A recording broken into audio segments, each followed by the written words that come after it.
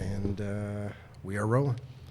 Hey everybody, welcome to another episode of The Creative Businessmen. Today on the podcast we have Luis Dopico. He's a PhD in economics, and he's also an economist and a financial analyst. Luis, welcome to the show, man. Thank you for having me. Glad to have you. Yeah.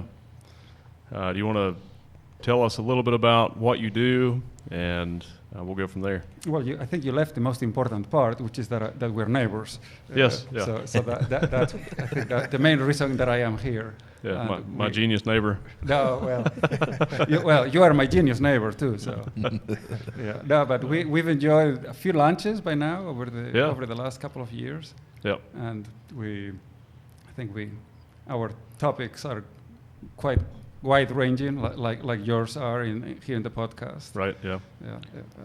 But yeah, to give you the 5-second bio. I'm originally from Spain. I moved to the United States in 1989, so I've been in the States for a while. And as you mentioned, I got my PhD in economics down in Auburn, Alabama, and I've lived in High Point, North Carolina since 2001, I believe. So, wow.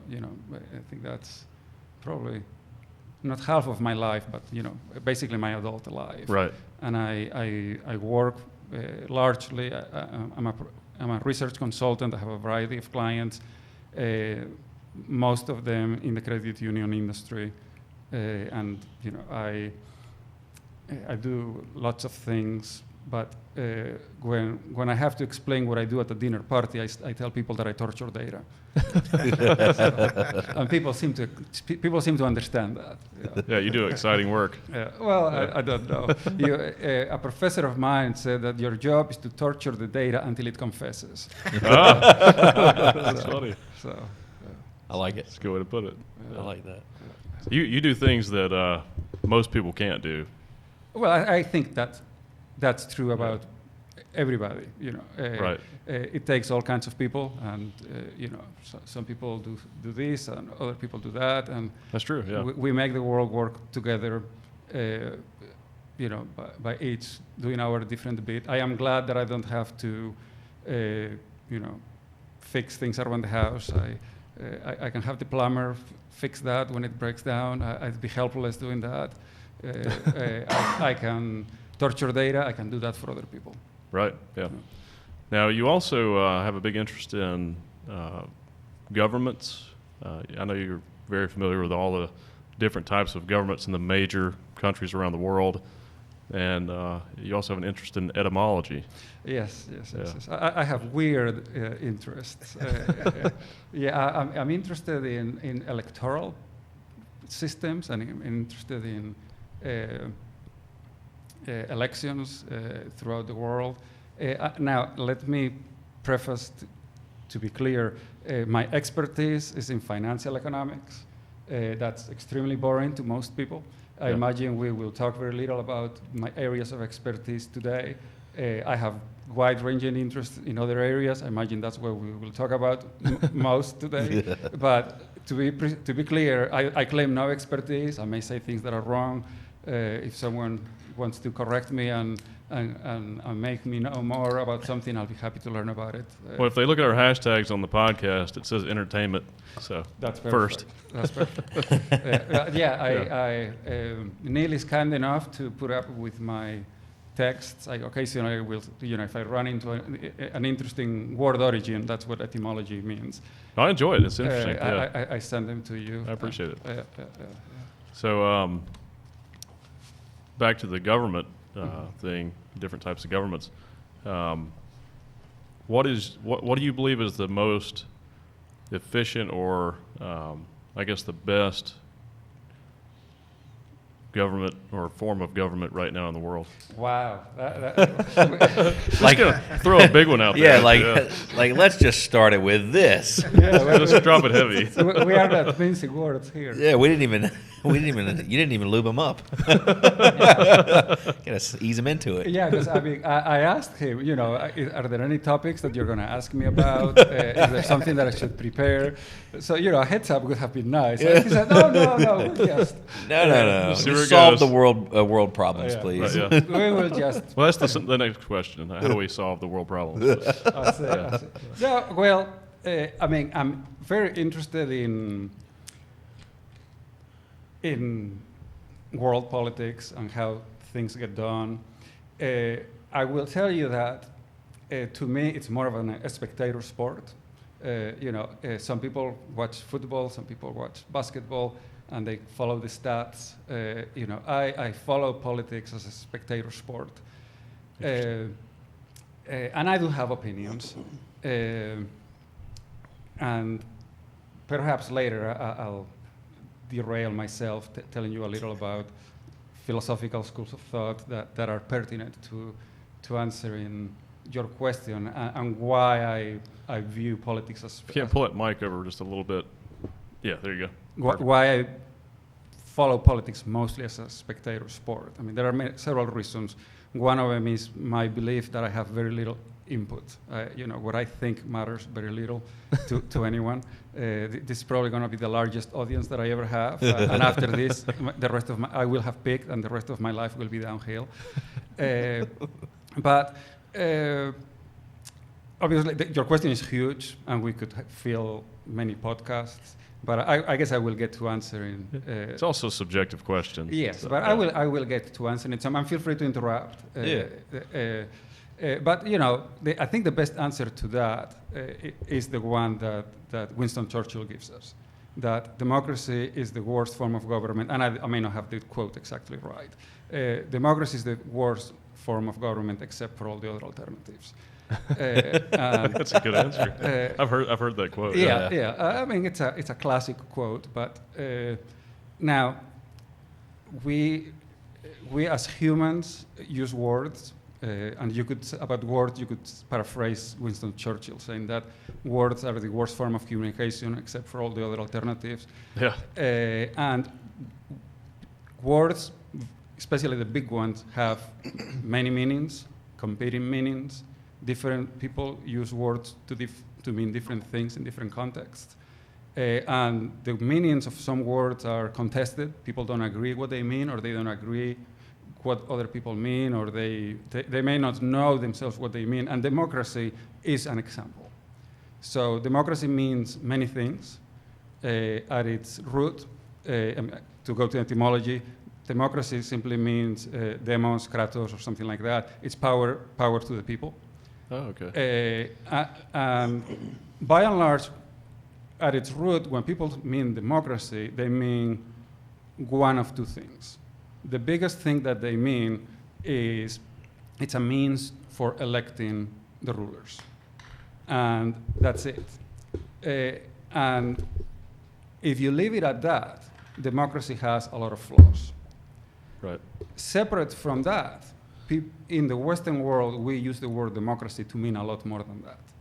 And we mean it to mean a system of limited government, a system of individual rights, a system of rule of law.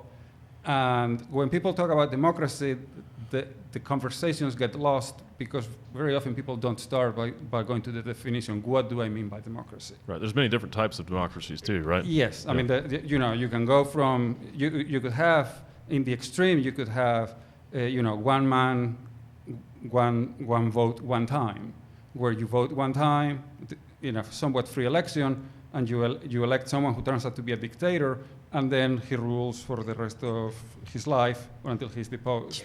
Right. Yeah. You could argue that that's democratic in the sense that it followed the narrow definition of there was a free election. Right. But I don't think in the West we don't mean, when we say we want to be democratic, we mean the people, we keep our individual rights. Yes. And we have the right to remove the government, and we have the right to complain.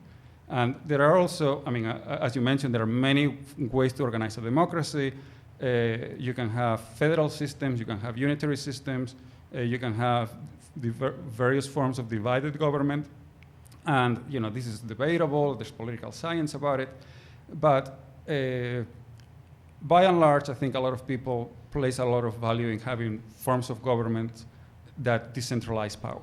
Right. So with various government agencies that operate somewhat independently of one another, all of them controlled by Congress or the people. You have division of power by having some layers of services provided by the federal government, some by state government, some by local government. And you could push it further, talking about, well, what's the level of government that we should have? And that's another matter for debate.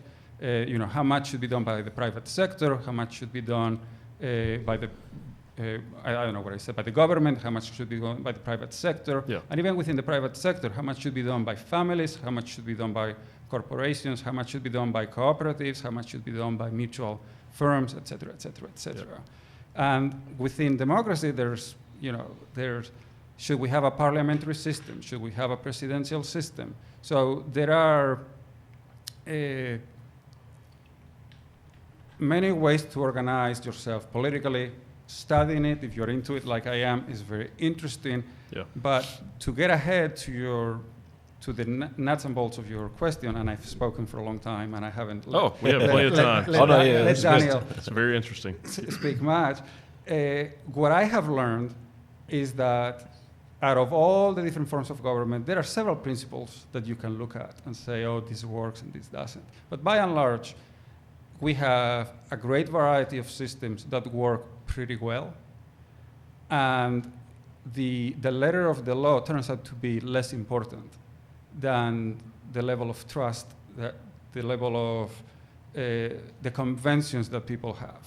So, you can take the US Constitution, and, this was done by countries after independence in the 1960s, where they would take the US Constitution, they would apply it to one country, and they would think, oh my God, we have the US Constitution, we're going to do great.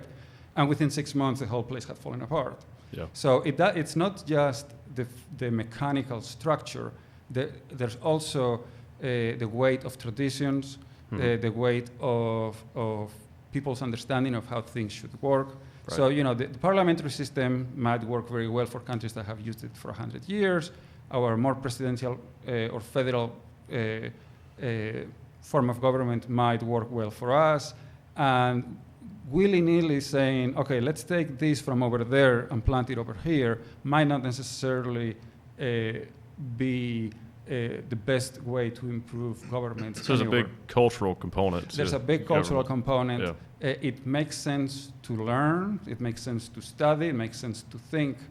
But the answers are very long-term. Like, for instance, I read an interesting article a couple of years ago by now in Foreign Affairs magazine about the introduction of primaries in the way that we elect candidates. Mm-hmm. Which, when you first think about it, primaries means more democracy. And that's going to be a good thing. That is going to make the system more democratic and is going to lead to better government. Well, a lot of political scientists have concluded that the process of introducing primaries into elections move us away from, when you go to an election, having two candidates that are close to the middle, such that, to simplify, let's say that you could simplify all politics from the far left to the far right on a rating from 0 to 100. And the world is more complicated than that for the sake of argument. Let's assume you could simplify things, a rating from a 0 to 100. If you have two political parties without primaries, and they want to win the election, the party to the right will get together in a smoke-filled room, and they will decide what candidate to run. And the candidate the party in the left, they will get together in a smoke-filled room, and they will decide which candidate to have. Well, if they want to win in a world without primaries, the left party will present a candidate with a rating of 51, because they think that they will get all the votes to the left and almost to the middle. And the other party will put forth a candidate with a rating of 49, so that he or she gets all the votes to the right and has a fighting chance in the middle. If one of the two parties is stupid and presents a 25 candidate, and the other one presents a 51, the 51 will win, because the voters that are close to the middle, given the choice of a 25 and a 51, the candidate in the middle will win. So before we had primaries to elect candidates for president in the United States, and in every other country before they introduced primaries, when you had an election, the old complaint that we used to have in the United States, and I remember that 20 years ago, is that there's no difference between the two parties. That you got to choose between Tweedledee and Tweedledum, between 49 and 51. Yep. Well, that has some disadvantages if you personally are a voter with a rating of 5 or 95. Yeah. Because you hate both candidates, neither of the two candidates represents you. Yep. But if you are like... But if you're a 5 or 95, you're also on the fringe. You're not really... No. Well, but let me get there. If you are the middle voter, somewhere between, with a rating between 30 and 70, and that turns out to be the overwhelming majority of the population, when you got to choose between a 49 and a 51, you were pretty happy. Yeah. You know, you were going to be happy no matter who won. The government was going to be run by centrists. Yeah. And what happens when you introduce primaries? Well, how do you win a primary? You run a primary, you run within the voters of the right and within the voters of the left. So you're running to win among people that are between 50 and 100. How do you win? You run as a 75. And in the other party, you have voters that range between 0 and 50. How do you win the primary? You run as a 25. Mm-hmm. So the introduction of democracy through the primary system has led to polarization in politics. Interesting. Because Okay. we now have elections. We used to have elections before primaries, where you got to pick between 49 and 51. You got to choose between Jimmy Carter and Jerry Ford, which, you know, people back then thought they were horribly different. They weren't that different. They were a 49 and 51. Today, you go to vote, and you have a 25 and a 75. Yeah. And the overwhelming majority of voters are disgusted, and they don't know where to turn. Because we don't like either one of them. Because we don't like either of them. Now, Yeah. if you're a 20, if you're a 5 Well, or a then you're happy. 95, Yeah. you are way happier now than you used to be. That's true. Yeah. So what you're saying is the new system basically creates an opportunity for like outliers. Essentially, what used to be an outlier that would never have an opportunity to be a president now does, because the systems they've moved further apart. Yeah, yeah. We make politics more interesting, Right. For a politics geeks like Yep. me, but we probably make politics, I would argue, less productive. Yeah. Right. Because one of the things that I have come to value is stability and predictability in public policy. Right. Because when we had governments of 49 and 51, you know, we changed policies slowly. Right. And we had policies in the middle. Now we have the potential to be careening from extreme to extreme. You know, for a few years we apply 25 policies, for a few years we apply 75 policies. Yeah. And if you are a business person, if you are an employee, if you are a consumer, if you are whomever, you don't know what the rules are of the game from year to year. It Right. makes the population feel like they're being jerked around constantly. Yes. Yeah. So, and I don't know this well, and you said earlier I wasn't speaking much, so you'll figure out I have a thing where when I have someone that is more intelligent about a topic than me, I just shut up and listen. It's served me well in my life. But Then when it's you'll speak a lot today. yeah, so, but when I have an opinion on it, I definitely will speak up. I'll probably talk too much the other side of it. But what I was going to say is, one of the things that's interesting for me is I can look at somebody, and I'm not trying to get into a political conversation of do I agree or disagree with Trump. But even if you disagree with Trump, let's say you're not Republican and you disagree with what's going on, I could take that standpoint and go, but there are things he's doing that I think are smart. It's like, for me, it's like if and I don't really follow sports, but imagine the enemy of my team that I love, right? They're beating us. I could look at that team and go, man, you know what? They're killing us, and they're doing this and this and this and this right. So one of those examples that I'm getting to is with what they're doing with the federal judges. So I don't know if you follow that at all or not, but when Trump essentially took office, there were all these federal vacancies with the judges. And so they've been putting in conservative judges like crazy, and they've done the math. If Trump serves another 4 years, by the time he gets done, they'll have replaced like 78% of the federal judges in the country, and they're lifetime appointments. So do you have any opinion based on the way that, because obviously we're talking about the political election process for a president, but I would argue that lifelong appointments of conservative federal judges may have more long-term effects than the current president. Do you have any opinion on any of that, or have you? Well, I mean, that's. And I'm layman, so I'm just putting out there stuff that I'm curious about. Yeah, I mean, your questions are great. So I look forward to them, and of course, I take forever answering each of them. I'm not an expert in the judicial system. I'll probably preface everything that I say by saying that. But I do follow it with some interest. The question of lifetime appointments is an interesting one. I agree. The idea of lifetime appointments is to give judges independence, and in terms of ensuring stability of government and predictability of government, I think that's clearly a plus. The idea of Neil has spoken to me. When I think about topics, I tend to take a very long-term historical approach to it. And the key issue that I have with lifetime appointments is that those are structures that we set up 200 years ago. Mm-hmm. When I don't know what the life expectancy was in 1790 when we set up our judicial system, but I know what it was around 1900, and it was the life expectancy in the United States was 44.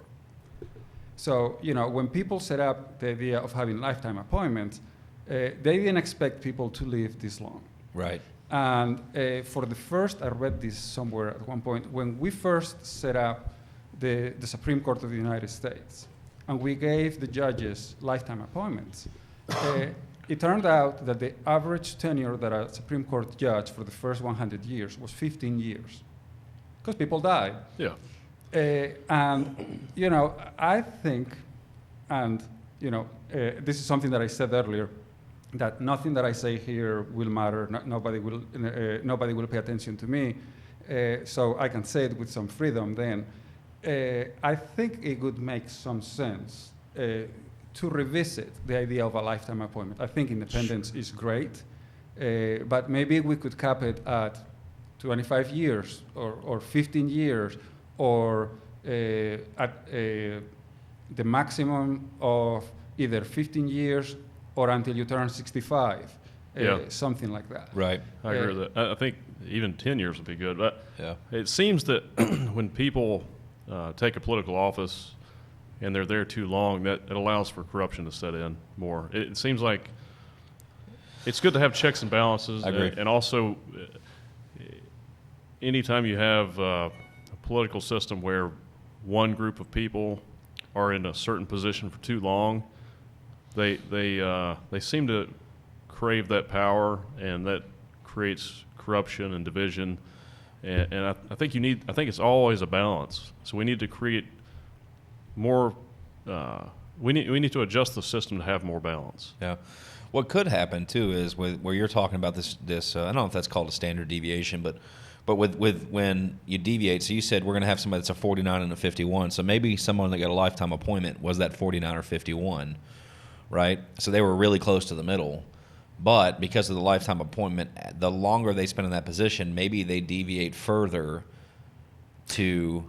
They have actually studied that. Okay. And in Supreme Court justices, once they're appointed, they apparently have a lifetime drift to the left. See? Which is an interesting, it's an interesting phenomenon. It's like a current.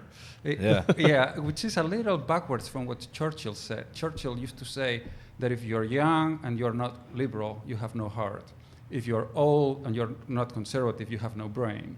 But I don't know if being a Supreme Court judge changes the... if they develop more heart or I don't know what that means. But apparently, there are people that specialize in this, and they rate the ideological positions of Supreme Court decisions and of the judges that vote for them and not. And then they study how each individual judge voted over their lifetime. And there apparently is a leftward drift. drift over the That makes years. sense. Yeah. Before we get too far away from what we were talking about with the presidential candidates, I jokingly mentioned this in the last podcast about maybe we should have 3 presidents, have someone on the right, someone on the left, and someone in the middle, and they all have to deal with all the issues together, and the person in the middle can sort of be the mediator between the two other parties, and even with the federal judges, or the Supreme Court judges have an equal representation of right, center, and left. Well, I mean the sentiment is admirable. That's a polite way of saying you're wrong. I like it. I like him better. Already. Yeah. This podcast is over. Yeah. The sentiment is admirable, but it has implementation problems. Yeah. And the implementation problems is how do you define who's the right, left? Well, based on party, I guess you'd have an independent. The independent would be the outlier or the harder one to judge. But and to piggyback on what he's saying, I guess my other problem is he says the equal number of judges. Here's one of the issues that I have is that let's say we want to accomplish a certain thing. We can go to a specific geographic area and get a specific set of judges that are going to rule in a specific manner, right? And I don't like that. Like I feel like there's a lot of inconsistencies. And so in some of the businesses we're in, we can literally have a county rule one way and go one county over and get a different ruling, right? And most of those are commonwealths where that comes into play. And normally you have a state like North Carolina where you have a ruling, it becomes a law of the land for that state, right? But then other states don't have to abide by that ruling. So like I hate that part of it. And I don't know this. I think it's the 6th district or something, the one in California where they claim that it's every bill that Trump puts up, they say that these set of judges put it down or some version of that. And there's obviously the opposite to that. There's every set of things that Trump puts up that these other judges are automatically going to approve, right? I hate how we have these. Well, the problem is that you are pointing to a true problem without a solution. And that part of studying things is, aside from trying to figure out what the solutions might be, you also have to figure out, I mean, you always want to try to improve things, but sometimes it's helpful to say, okay, that's a hard nut that we can try to work at the edges, but there is a fundamental issue at the core of it that it's worth having that problem, because to fix the problems that we bring forth are worse. And let me explain what I mean. There are 2 things that we like. One thing that we like is the idea of having the same set of rules everywhere you go so that it is predictable. And you could call that the virtues of having a national market. The other thing that we like is autonomy, the ability to adjust rules to local conditions. Both ideals are phenomenal. You cannot have both at the same time. That's a good way to put it. And that's a tension that having a federal system of government like we have in the United States, we are always going to have that tension. And we can try to make it, to make things as good as possible, but the only way to fix that tension is to go in either direction. Right. Yeah. And it is to have a single set of rules and you give up local autonomy, or to go with full local autonomy and you have a bunch of little feudal lords, and commerce is extremely difficult. And whereas where we live, somewhere in the middle, and you could move 15 degrees that way or 15 degrees that way, you could fix this or that. By and large, the messy world that we live in, with the problems of federal government, is far better than the alternative. Yeah, I think a lot of it goes back to the fundamental issues with language too, because, like you mentioned, you could take our Constitution and put it into another country and it wouldn't work because it's all subject to interpretation. Yeah. And that's why I think that instead of having a president, we should have a council, a group of experts that we elect all of these experts from different fields to represent the country and figure out the problems. And I think, the closer we get to the middle, sure, the slower things move forward, but I think it keeps it stable, though. So like you mentioned, the way the elections used to be, it was more stable. There was more stability. It was a maybe moving at a snail's pace, but it was still moving forward, and there was less division. Well, there are many ways to do things, but to get to your idea of collegial government, it has been tried. Yeah, I'm sure. The early Romans, they had a monarchy. They tried it for a while. And eventually they got tired of the king because he was doing things that kings do. Yeah. So they kicked him out. And they put in place the Roman Republic. And the Roman Republic had, it evolved over time, but it had several principles through which they organized their government. And you would love them. One of the principles was the principle of collegiality, which basically meant instead of having, one thing that they did is they divided government. Instead of having a king that did everything, they said, okay, to do this, we have this type of officer. To do that, we have that type of officer. To do that, we have that type of officer. So they divided power. So with that decentralized things, the king couldn't abuse things because you didn't have a king. You had the quaestors to do this, the aediles to do that, the censors to do that, so on and so forth. The other thing that they did is they had the principle of collegiality. So you couldn't have a censor. You couldn't have a consul. You couldn't have a whatever. Everything was done by committee. So, for instance, military power was was put in the hands of the consul. Only that it wasn't put in the hand of one consul; it was put in the hand of two consuls. And nothing could get done unless both of them agreed. And they also had the idea of veto. That's where the word veto comes from. It's a little more complicated than that, but simplifying. Yeah. And the Roman Republic tried it. And to be frank, it was a disaster and it ended up leading to the Roman Empire. And we have tried back and forth, and no one has tried the Roman Republic since in the last 2,050 years, even though we know that they did it. Yeah. What we do now is we tend to have a unitary executive, someone we can say the buck stops here. If something goes wrong, it's his fault. And he is the person that has to make the decision. Now, we don't give him absolute power in that he has to deal with Congress or the legislature, or we divide this and that agencies of government, so on and so forth. But we have tried the collegial approach, and the experience that we have wasn't great. Also the Soviet Union, for a long time, we tend to think of the Soviet Union, they had this leader, dictator. Socialist dictatorship, yeah. When you looked at the details, very often they didn't have that. They would have a committee. But in practice, one person would end up having the power behind the scenes. So the law didn't say that there was a dictator, but in practice it happened. I'm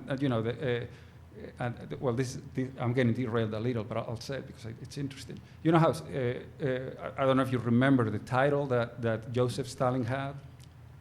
He was the Secretary General of the party. Oh, okay. That's a pretty lowly title.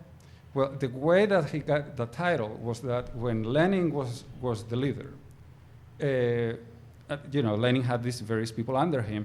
One of them was this guy, the Secretary General, whose job was simply to decide who got to meet with Lenin, what meetings he was going to. And Stalin was a smart guy. He was an evil guy too, but he was smart in his evil sort of way. And he figured, if I don't let the people that I don't like or that are going to disagree with me see Lenin, in essence, I'm the power behind the throne. Right. And by the time Lenin died, Stalin got to be in power, and he was Secretary General. The title had worked for him, and he kept the title. Wow. And it's just, it's the secretary for the general issue of figuring out who's going to come to the meetings. Yeah. He was the filter. Yeah. Yes, he became the filter, and he gained absolute power, even though under the law, I don't know if, I'm getting derailed again with etymology. Soviet Union simply means the union of the Soviets, and Soviet means council. So the way that the Russian Revolution first started, the slogan was "Power to the Soviets," and that was simply, in every little city, the workers would get together and they would have a Soviet, and it was simply a workers' council, and they were going to have this decentralized form of government, where the workers at the lowest level of government we're going to run communism for the people. So they had this structure that on paper was the most people-centric, the most democratic regime that you could have. It was the Union of the Soviets, of decentralized local government.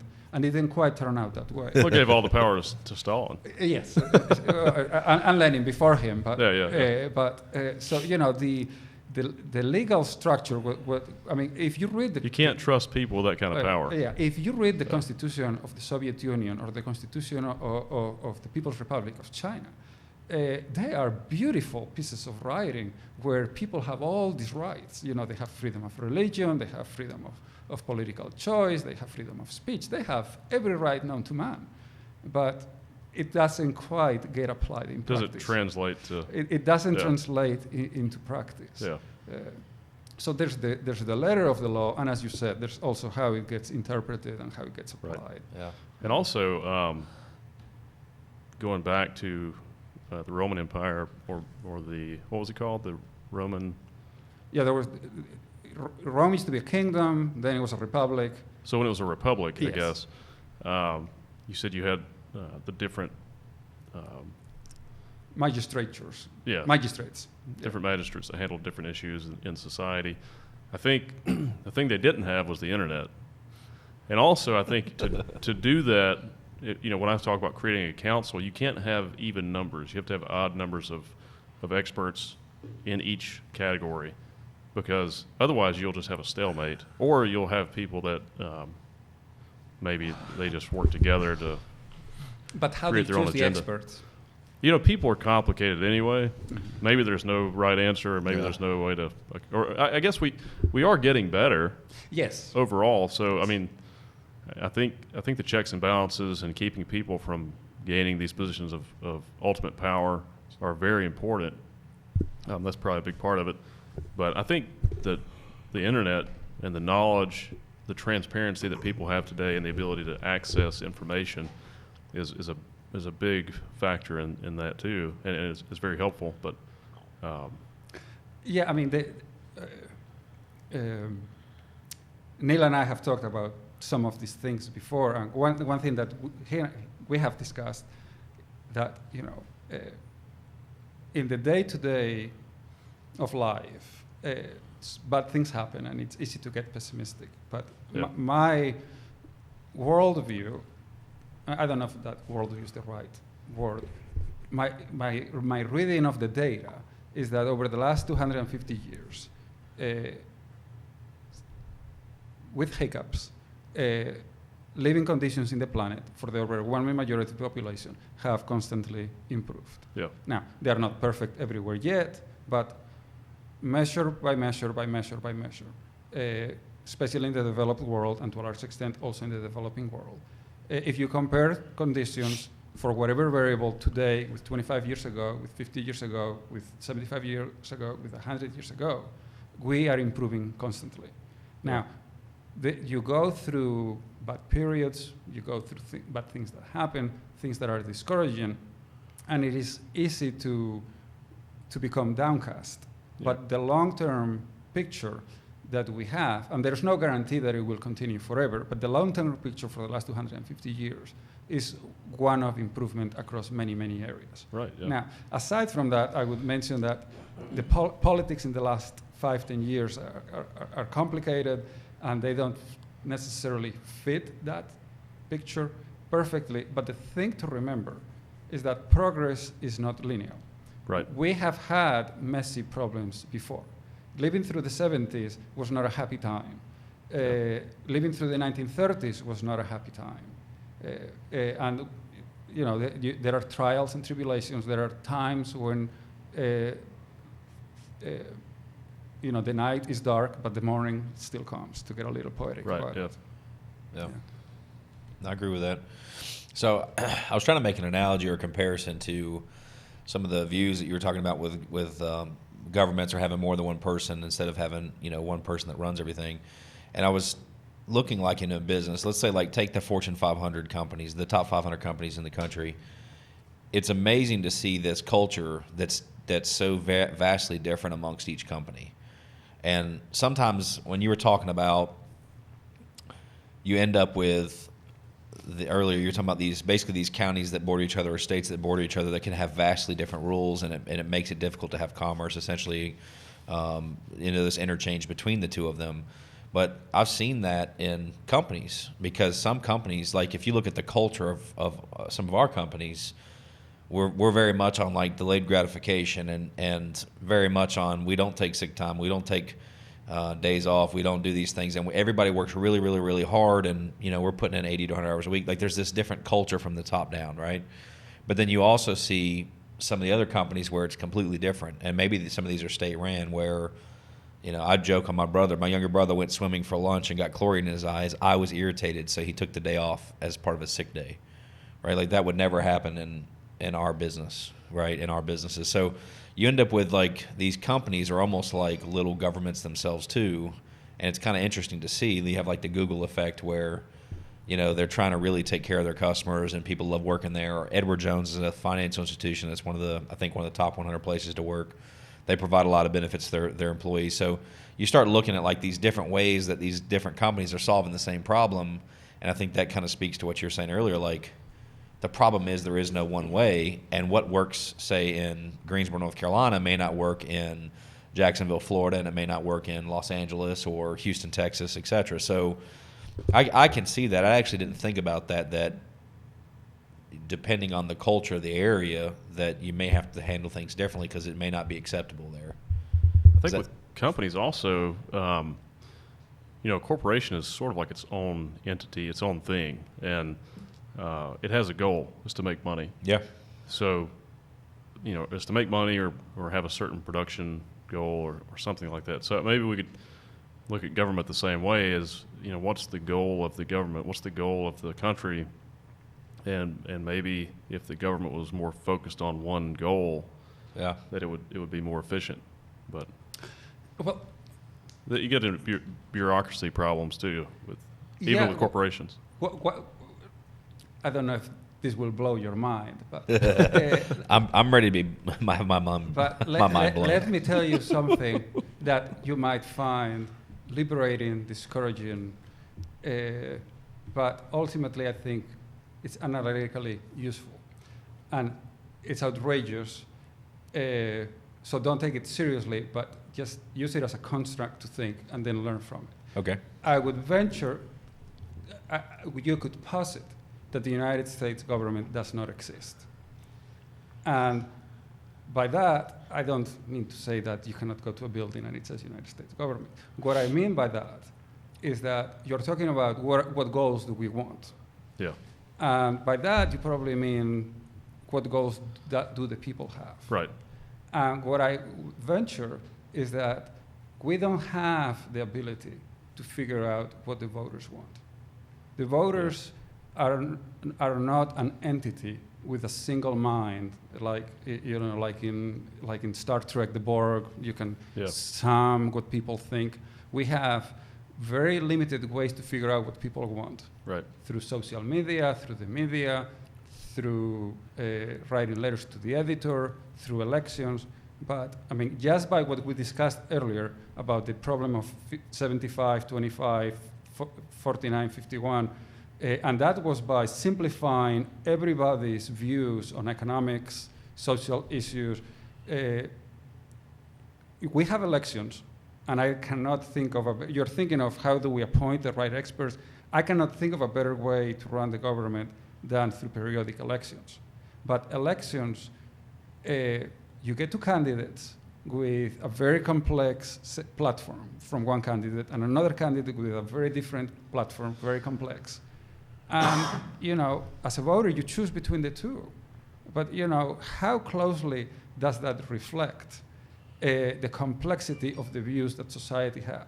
And I could even go further, that the two candidates feel obligated to have a detailed, especially if you're running for president, they put forth a very detailed platform covering all these issues, half of which they are not experts in, half of which they haven't thought about. So they hire experts to tell them, what do I say about this that sounds smart, that doesn't constrain me too much, that doesn't get me into trouble, that can get me elected? So do they really think it? Who thinks that? So in the end, we don't really know what the people think. The people themselves may not know what they themselves think, because they may not have thought hard about the issues. And further, the people don't exist. Yeah. What you have is a collection of individuals that show up on election day, and they go, which party do I like again? Or which one upset me more? Or which one? Or what did we have the most negative commercials about? So the people is a useful abstraction that gives legitimacy to our government, and it's a good thing that the government have legitimacy, because otherwise we would have civil war. But the people doesn't exist as in an entity that develops clear purposes. Yeah. The U.S. government does not exist as an unified entity with a mind that can carry out processes. What you have are people as voters, politicians, people running for office, people in different positions of the bureaucracy, all trying to do the best they can, or the worst, depending on how you feel about them, bumbling along. But there is no such thing as the United States government with a single mind carrying out any purpose. So even if we figured out what purpose we want, which is extremely difficult, Yes. We couldn't get the U.S. government to do it, because the U.S. government doesn't exist as a single entity. So I think thinking about things in this way is helpful, Yeah. in that it brings you down from, let's figure out the purposes, to looking at some nitty-gritty details of, well, here are a few things that are wrong, and we could fix those things, or maybe we can educate voters, or maybe we can try to elect better politicians. But the big picture, let's start from scratch and redesign everything, is unlikely to yield good outcomes. We've done that before. It's called revolutions, and they typically end up with a lot of blood. Yeah. So a couple things. Before we get too far away from what we were talking about earlier about things getting better, to all the woke people out there who want to burn down the system, no. We just need to fix the problems we're dealing with. If you completely burn down the system that we're starting over, things will be horrible. It'd be chaos. Now, back to this. How would you feel about, since we are a democratic republic, and I guess the technical definition of our government would be all the people, right?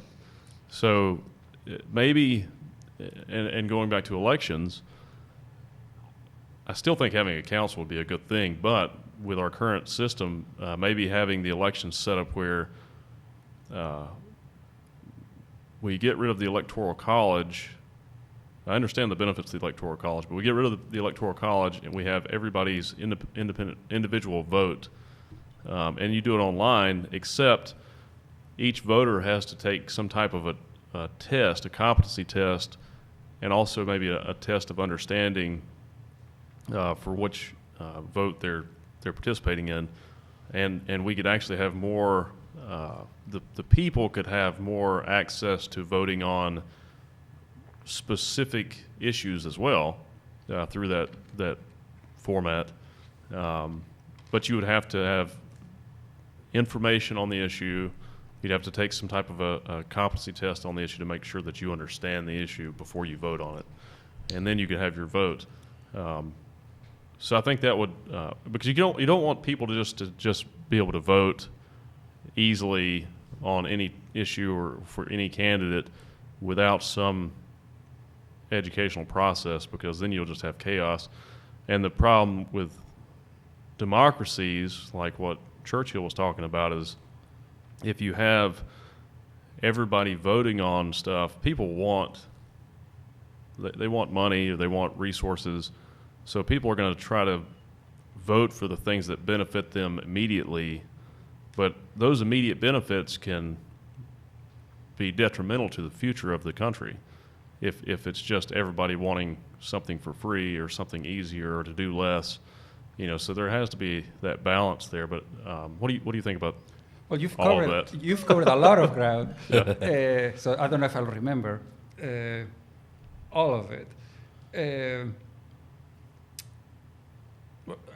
We could leave you have a lot of goals. It's not I'm not exactly clear what you mean in all of them, but one of the things that you seem to be implying, if I understand right, is that in essence you could like more decision making done by referendums, where, here's this issue, let's have a referendum about it. Here's the other issue, let's have a referendum about it. I used to, when I was younger, I was more enamored of direct democracy and referendums. The Swiss do it, Californians do it, and the ancient Athenians had forms of direct democracy among citizens. By and large, I have, over the years, developed more appreciation and respect for representative government, where we have elections that provide legitimacy. But I think referendums for complex questions, and every question is complex, are a bad way to carry out policy. I agree with that. I tend to think that it is better to have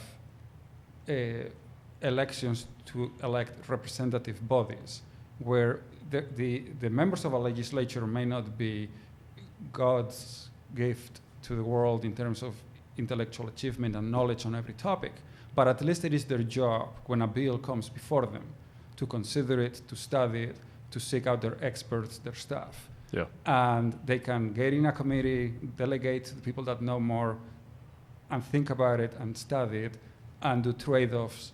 And I think the referendum approach can't do that.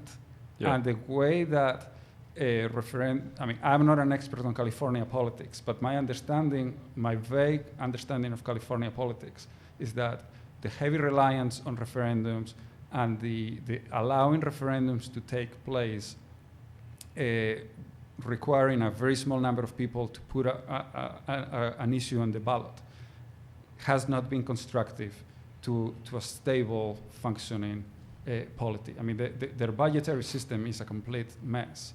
Yeah. Because they will pass a referendum that requires the taxes to go to that, and then at the end of the year, the legislature doesn't have any money left because everything is allocated to what this referendum said, what that referendum said.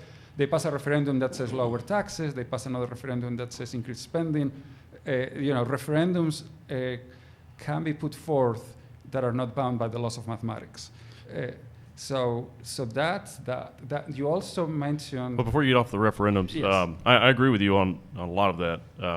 I was more talking about referendums for maybe social issues, like more public-related issues, like legalizing cannabis, that type of thing. Not international business issues or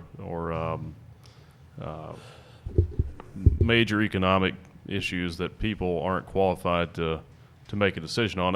That goes back to the council argument is why we should have a council of experts instead of just one individual president, because you have these different experts that would be voting on these laws. Yeah, I mean, different people can. I mean, I am not dictator to the universe forbidding referendums. All I'm saying is my reading of referendums is that there are two kinds. There are the referendums that are done to give a patina of legitimacy and participation to the people, where the question is obvious, and a country after a civil war decides, let's get together, let's have a new constitution.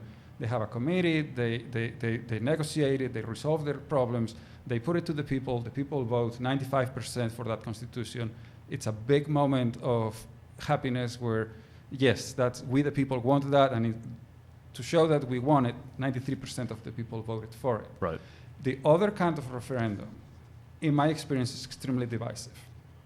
And what does it mean to say that 51% of the population voted A and 49% voted B?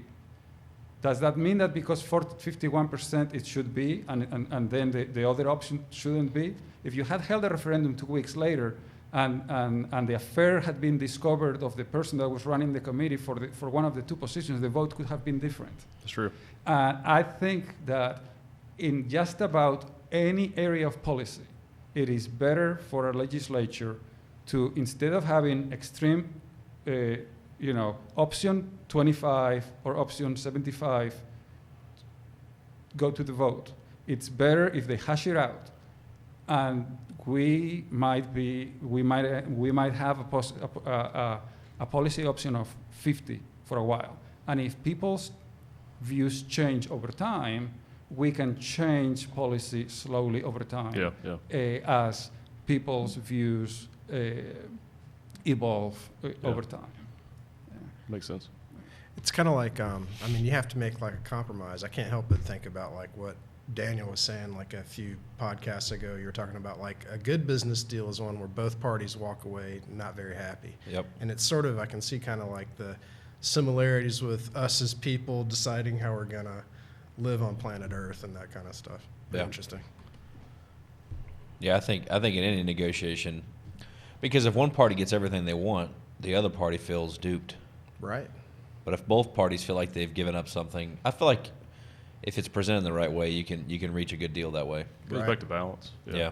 And sometimes if you get a really good deal, you can feel bad about it. Yeah. It's like, man, like I feel like I'm taking advantage. Yeah. And you also mentioned the idea of having, you may not have meant it, but you mentioned the idea of having the ability to vote be restricted by some type of an exam, by whether you have knowledge on the issue.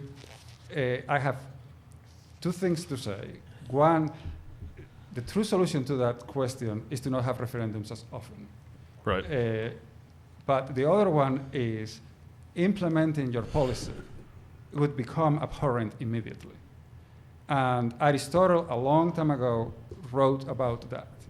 And he didn't write it in terms of, he basically said, if you want a stable polity, you want to have the suffrage be as extended as possible. Because at the time they were debating, there were people in the aristocratic side that said, only the people that are really smart or really powerful or have a lot of money or have a lot of military Force. The ones that, if the city is attacked, will be there to defend it. Only those should have the right to vote. And Aristotle wisely wrote that, independently of whether that makes sense or not, if you have a restricted suffrage, you basically have the enemy within the walls. So if you restrict suffrage and the enemy attacks you, and you only have the right to vote for 20% of the population, not only do you have to fight the enemy outside the walls, you also are going to have the 80% that you took the right to vote away from, who are going to be siding with the enemy. Then they're going to realize, okay, you didn't represent us, let's get rid of you. So that makes sense, but in all fairness, that was, what year was that? It was. That's 300 BC. Yeah. So, but my point is, people weren't as educated. The general population wasn't as educated. So I think now. And even then, he was saying, let's spread the suffrage. Well, yeah. So that 20% may go up to 60% in our current society. And the way to achieve your goal is to have the right to vote. Is to have the vote be voluntary. And in practice, in your average congressional election, only the people that are most committed and most interested vote. That's kind of how it is anyway, right? Exactly. So in the United States, the right voting is a right. You can exercise it or not. Yeah. And we are, in essence, already sort of getting the goal that you want. In that only the people that are most interested and committed vote. There are other countries where they make voting compulsory. And it's not that compulsory in that if you don't vote, you have to pay a fine, and there are and the fine might be $5. So they take the seems problematic though. But there are people who choose not to vote, say as a point of principle, and they have to pay the $5 fine. But there's literature about this, and this is somewhat interesting on the types of politics that you have in countries where voting is voluntary versus where it's compulsory. And there is the philosophical question as to whether you should make anything compulsory in a free society. But leaving that aside for half a second, the evidence does seem to imply that in countries where voting is voluntary, extremist politicians have a harder time getting a hold of power. Oh, interesting. Because, and in countries where voting is voluntary, if only 40% are voting, if you convince 21 to go with this crazy idea and 60% of the voters are not engaged, then you can have weird results just because 21% of the population voted some crazy in.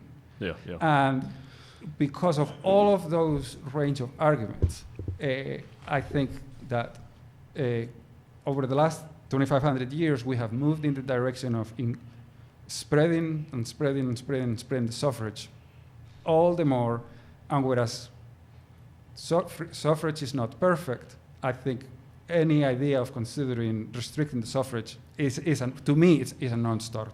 And again, I'm not dictator of the universe. I don't get to dictate that. But that's my reading of the data. Well, let me ask you this: if since you clearly spend a lot of time thinking about these issues, what would you change about our current system now, or what would you like to see change? Wow.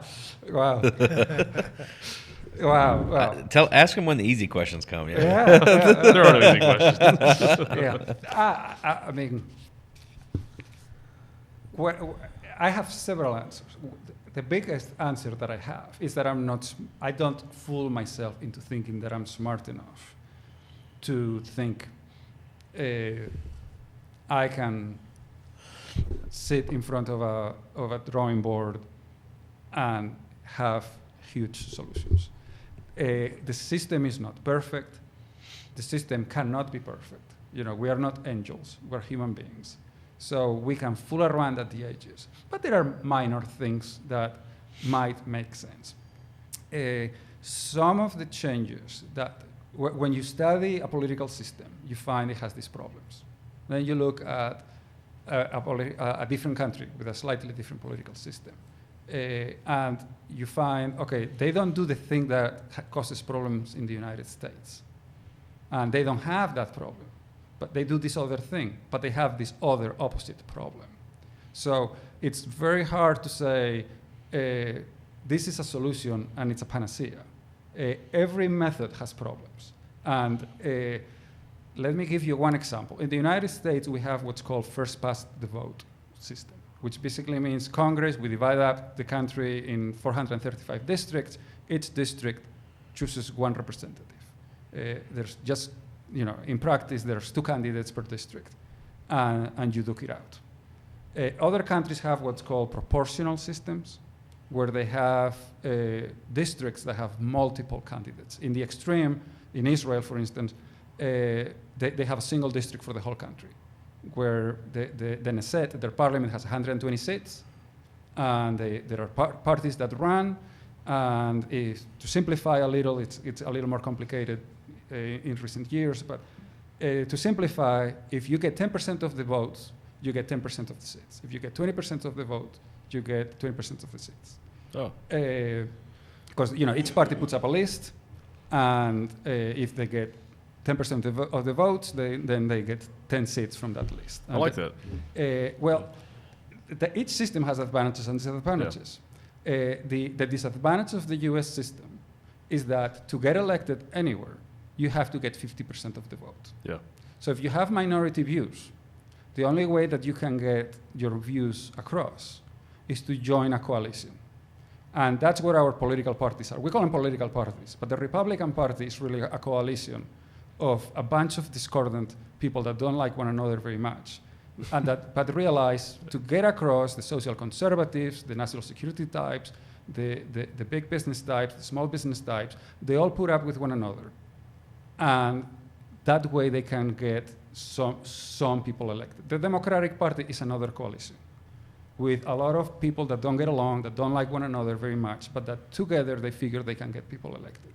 And it includes women's rights, it includes minority candidates, it includes labor, it includes small businesses, it includes a wide variety. So the way that you can get your point across in the United States is by joining a coalition, but you can never get the pure point of view of the far left or of the social conservative. It's always a messy compromise to get anywhere. Yeah. Over in Israel, you can have crazy views. If you get 3.25% of the votes, you get to be in the Knesset. So that's very nice and friendly in that you get a variety of views. Yeah, I like the way that you have the different, all the different candidates that have these different views, and they all contribute to the decision. So I think that makes sense. But what ends up happening over there is that extremely polarized, and then they don't want to talk to one another. Whoever has the most percentage is going to have the most powerful vote, though, I guess. Well, what happens over there is that you get polarization. Yeah. And the biggest party over there gets a quarter of the vote. And the last election, they had like 10 parties in the Knesset. Well, So, do you want, what's the biggest problem that political scientists find with the United States system is the first past the vote regime, where minorities don't get represented, or they only get represented diluted through a coalition. Yeah. The solution is proportional voting.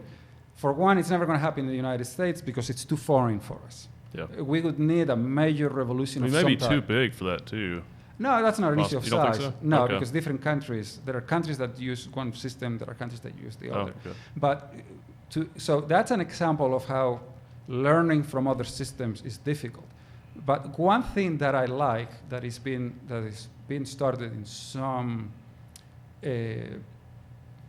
states out west, and Louisiana does it too, is called something called open primaries, which I've discussed all the problems that our current system of primaries have in the United States. It instead of giving us a 49 and a 51, it gives us a 25 and a 75. Yeah. An alternative is to say, okay, we're not going to have party primaries because they lead to polarization. We still want primaries because we need to decide who the candidate is going to be in November. Right. But let's have an open primary where everybody that wants to run for that seat or for that office has to run in March. Yeah. So the Republicans, 17 of them, the Democrats, the Libertarian, the Marxist, the Independent, the Centrist, everybody runs in the same primary. And the top two people make it to the race in November. Oh, interesting. What the advantage of that system is, and you could take a seat in California that is very liberal, or you could take a seat in Alabama that is very conservative. For instance, let's take the liberal seat in California. I mean, where 70% of the voters are registered Democrats, and they tend to have liberal views. 30% are registered Republicans and tend to have more conservative views. Well, the November election is just a rubber stamp. If there's a Republican and a Democrat that come from a Republican primary and a Democratic primary, the Democrat is always going to win. The only election that matters is the primary. Yeah. And the primary is run between a moderate Democrat and a progressive Democrat. What that means in practice is that very often, and I'm going to skip a few steps, what that means in practice is that that seat will end up electing someone who is very progressive and who is far more progressive than that district really is. Because all the Republican votes, all the conservative votes, in essence, are wasted. Yeah. Because the Republican primary doesn't matter. What matters is the election of the people that hold views between 0 and 70, which basically they will elect a 35. Yeah. If you have open primaries, a lot of the smart Republicans, smart in the sense of they want their vote to matter, they will say, okay, there's a Republican running. He's never going to win. No. There's a moderate Democrat. I'd rather have the moderate Democrat than the progressive Democrat. Right. I am a Republican. In the open primary, I'm going to vote for the moderate Democrat. And through open primaries, we would end up having results that are more representative of the people at large and that produce elections that are more, results that are more of the 49-51 type. That's much better, yeah. And I've done that example in California. You can reverse everything that I have said for some very conservative district in Alabama, where the Democrats will vote for the moderate Republican to ensure that it is a moderate Republican that is elected. It's a much more balanced process. Yes. Yeah. Now, this system would move us in the direction of having a Congress where all more representatives would be closer to the middle, which I happen to think is more conducive to stable policy, and I happen to like it better. Absolutely. If you happen to be a voter that has views of a ranking of 5 or a ranking of 95, you think I'm a fool. They just don't need to vote. Just kidding. No, I think that would be much better. Yeah, I like. So I like that's that. one example. Yeah, it'd be much less divisive too, because even though you may be in a state where you don't feel like you're fully represented, you're still getting some representation. Your vote would still. You're not count. being left Yeah. out. Yeah. I wonder if you can change too, though, and maybe you do this. Like I teach my children this. I teach my business partners. I teach this to each other. We teach this to our staff, to our clients. Like, to me, I don't. Republican ran country, Democratic ran country. It doesn't matter. If a dictator takes over the United States, it doesn't matter. Like, to me, it doesn't matter what circumstances. The U.S. dollar crashes and we have to go to trading goats and cows and chickens as our monetary system. I'm okay with that too. If it had to be there, I'm just going to survive. I'm just going to, whatever the current system is that we have to, these rules that we have to play by, then like my job is to just figure out how to be successful in that system. It's kind of like, and I don't play video games, but people play video games, you're bound by the rules of that game, right? I don't waste my time, for lack of a better word, bitching about the rules of the game.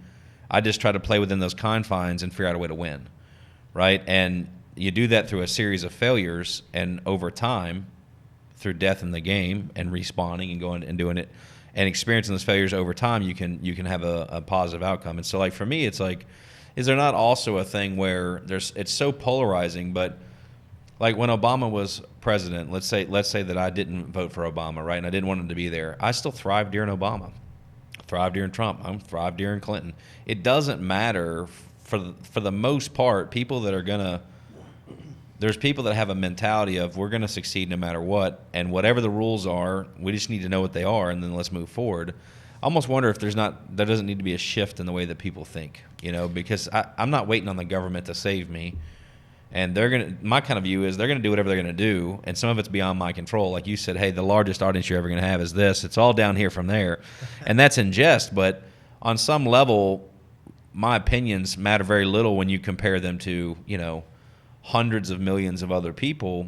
So for me, it's like I try not to waste a whole lot of energy getting down or, positive or negative about what's going on. Instead, I just go, you know what, this is what's happened. And it's irrelevant how I feel about it at this point. Let's just, all right, here's the new rules. Let's play by these rules. What do we do from here? Well, there's also value.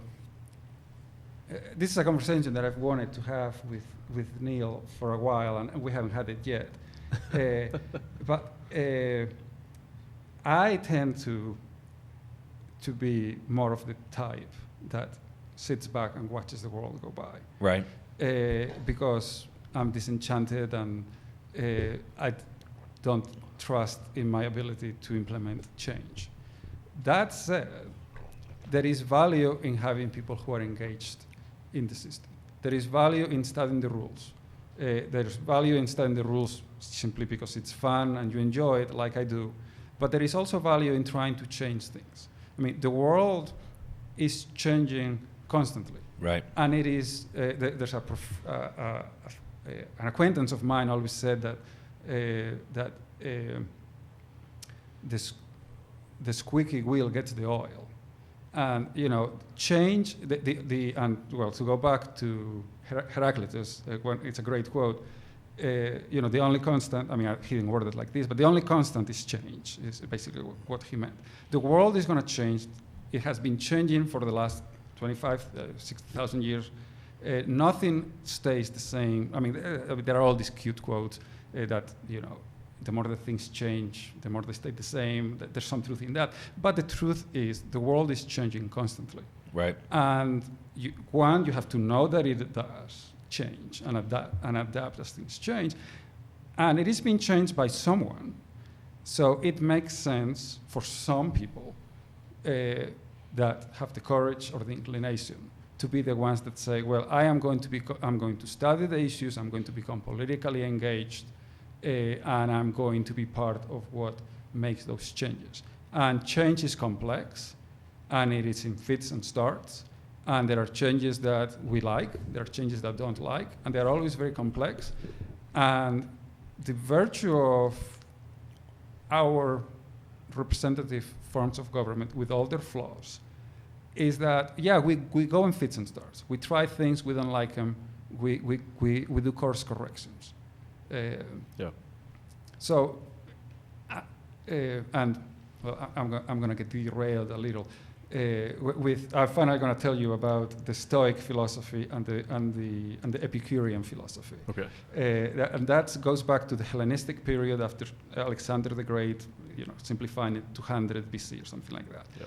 And what happened then was the worldview that a lot of people had was that the world was going to pot. They had gone through classic Greece.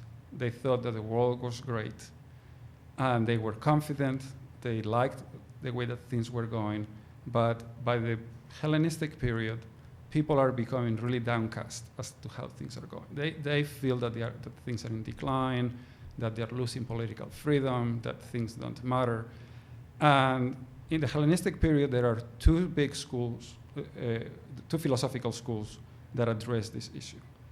One is the Stoic School. And that school, basically, what they thought can be summarized saying, you may not understand everything that is going on, but things happen very often. When you first look at them, oh my God, that really hurt me. But if you think hard about it, there was an ultimate reason why it happened, and in the end, you became stronger. And the Stoic School thought that there was some ultimate power, call it reason, call it God, call it providence, that meant that the world was rational, that the world was good, and that even though we didn't understand all the things that happen on a day-to-day basis, we were moving in the right path. Yeah. And your duty as an individual was to act as a rational person, being politically engaged and active, trying to make the world as good as possible, and to not be discouraged when something bad happens. Because ultimately there's a providence and there's a reason, and even if you don't understand everything, the world is a good place and it's going to get better, especially if you play your part. That's the Stoic School. There was another school of thought, which named after a guy named Epicure. Epicurus is the Epicurean school, who basically said, the world's going to pot. Nothing makes any sense. Any efforts that you make to be good, politics are so corrupt that if you lift your head up, your head gets chopped off. I'm disgusted with the world. I have no trust that anything will ever get better. And all that I can do, if I get involved in politics, it's so nasty, it's so dirty, and we think politics is nasty today. Back then, people got assassinated on a routine basis. Politics is so nasty that if you go involved, you have to become immoral. And for the Epicureans, the only way to lead a happy, good, moral life was to withdraw from the world and to retire to your private garden with your friends and family. You still had to live, you still had to make money, you still had to go to work. But the moral thing, the ethical thing to do was to withdraw from the evil world. You can think of them a little like the Amish in a sense, in that they've decided the English are all messed up. We are going to have our private world where things are done right. So pessimistic. So those are those two worldviews. And I find thinking of the Stoics and the Epicureans very useful when I'm posed with questions in life. Yeah. And I think we all have some Stoic tendencies. We all have some Epicurean tendencies. Mm-hmm. And in the end, you want the world to be populated by Stoics. Yeah. so that they don't get discouraged and they try to implement change. Yeah. And for instance, I see a lot of Stoicism in the civil rights movement, where it's people that were being beat down, but somehow they had confidence that somehow there was light at the end of the tunnel, that there was a providence, an ultimate goodness in human nature, that things were going to get better if you worked at them. Me personally, I must confess, I am getting more and more Epicurean every day. That makes me think about biology.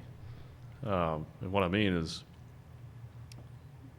actually, the Stoic ideology seems more like a biological way of thinking.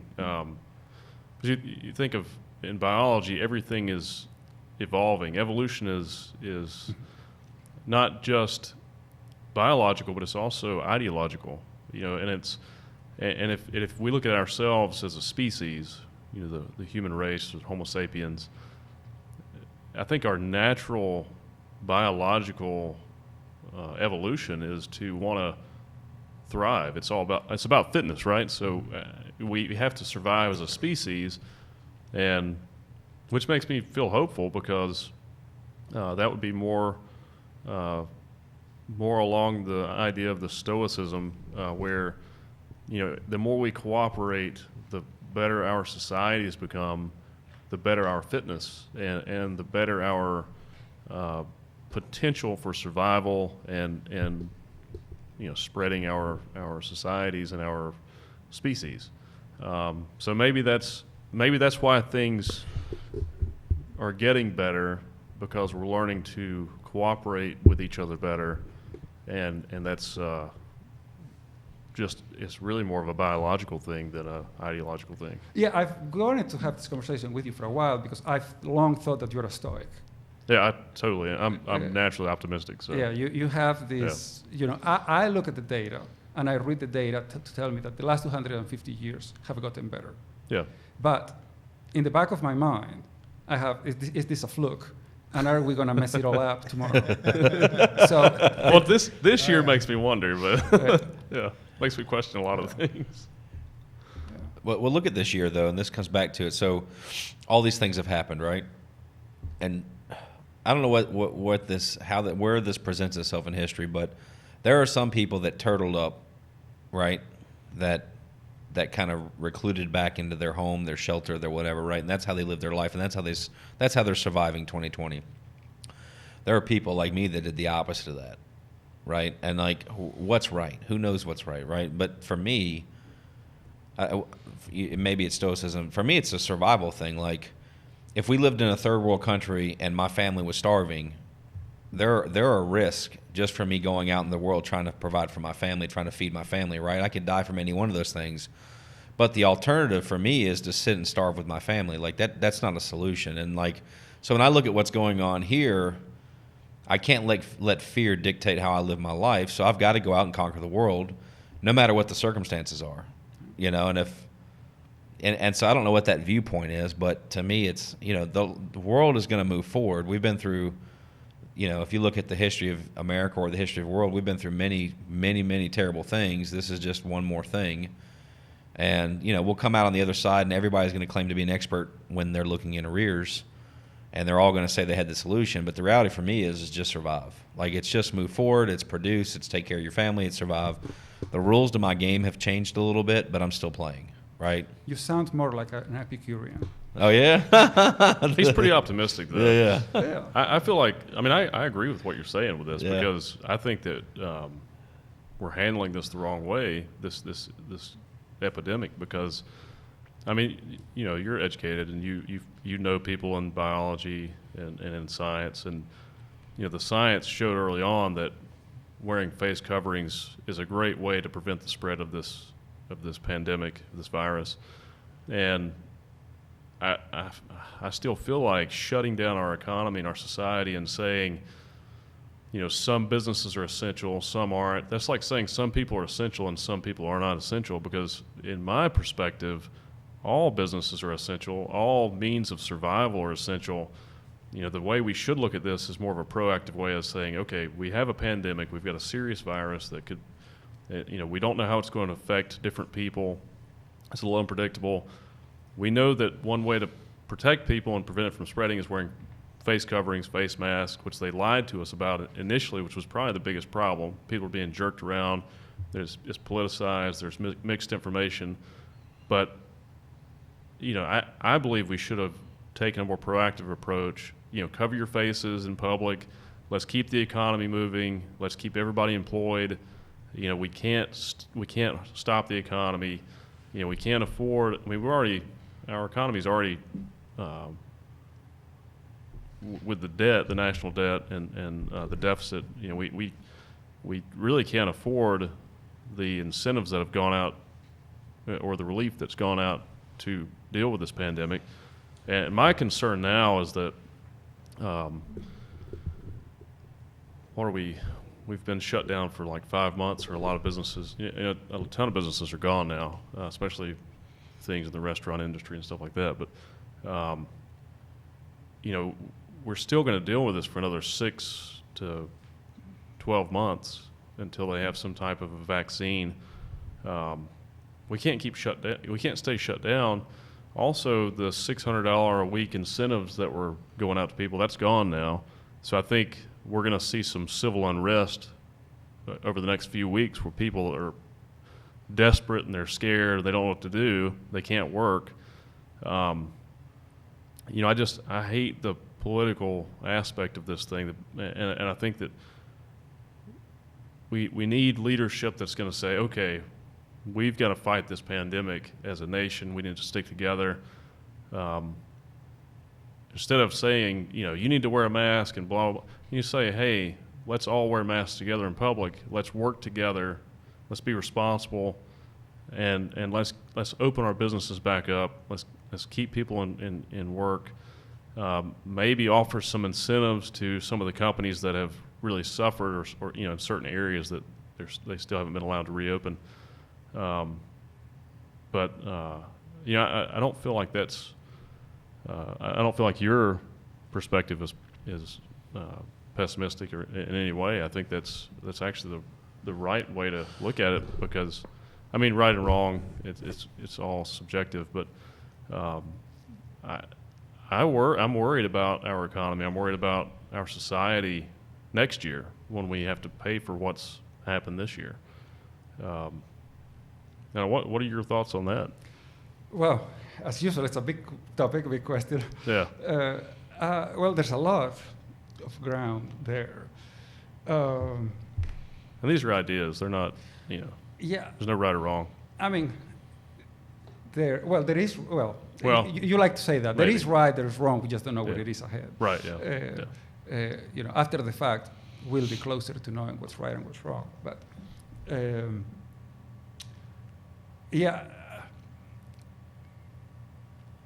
well, there are several things to think about. One is, this pandemic has been very humbling. Yeah. Intellectually, as to what we think of ourselves as human beings. We basically thought we have this infectious disease thing licked. That's something that used to happen in the past. That's something that used to happen in poor countries. That's not something that happens to us in the modern developed world. Yeah. And nature has come back and kicked us in the ass, to be blunt about it. And we didn't think about it much, but you now run into all of these cute articles that tell you the pandemics over time, and the Romans had one, and then there was one in the late Middle Ages, and you keep reading and you figure out, oh, these things used to happen every 100 years, every 50 years. Some were not that bad, some you didn't notice them, some wiped out 50 million people. That's something that has happened for a long time, and it has always happened. Periodically, some bacteria or some virus randomly mutates, and it becomes more deadly. And that's how it has always been. And sadly, we have been hit by the reality that has not changed yet. Yeah. So obviously, we all would have preferred to have figured out the right policies and the right way to deal with things. And there's plenty of blame to go around. There's plenty of learning that we can do for when we have the next pandemic in the 50 years from now. Yeah. And we did have a similar pandemic in 1918 where Yeah. we tried a lot of similar things. And hopefully we won't forget this one like we forgot the last one. But a key point is, to me, is the humbling fact that we were apparently due for a big shock to the system. Mm-hmm. And the shock is real. And even if we had done everything right from the day one, even if we had had perfect political leadership, even if we had figured out the masks right, even if we had had the manufacturing capacity to manufacture millions, we had a manufacturing system set up to manufacture, I don't know, I'm going to make it up, 1 million masks a year, because that's what you needed for the medical profession. Well, that's factories. And we can say, oh, well, we are America, we're developed countries, let's retool. Well, retool takes time. Several months later, now we can make masks like they're hotcakes.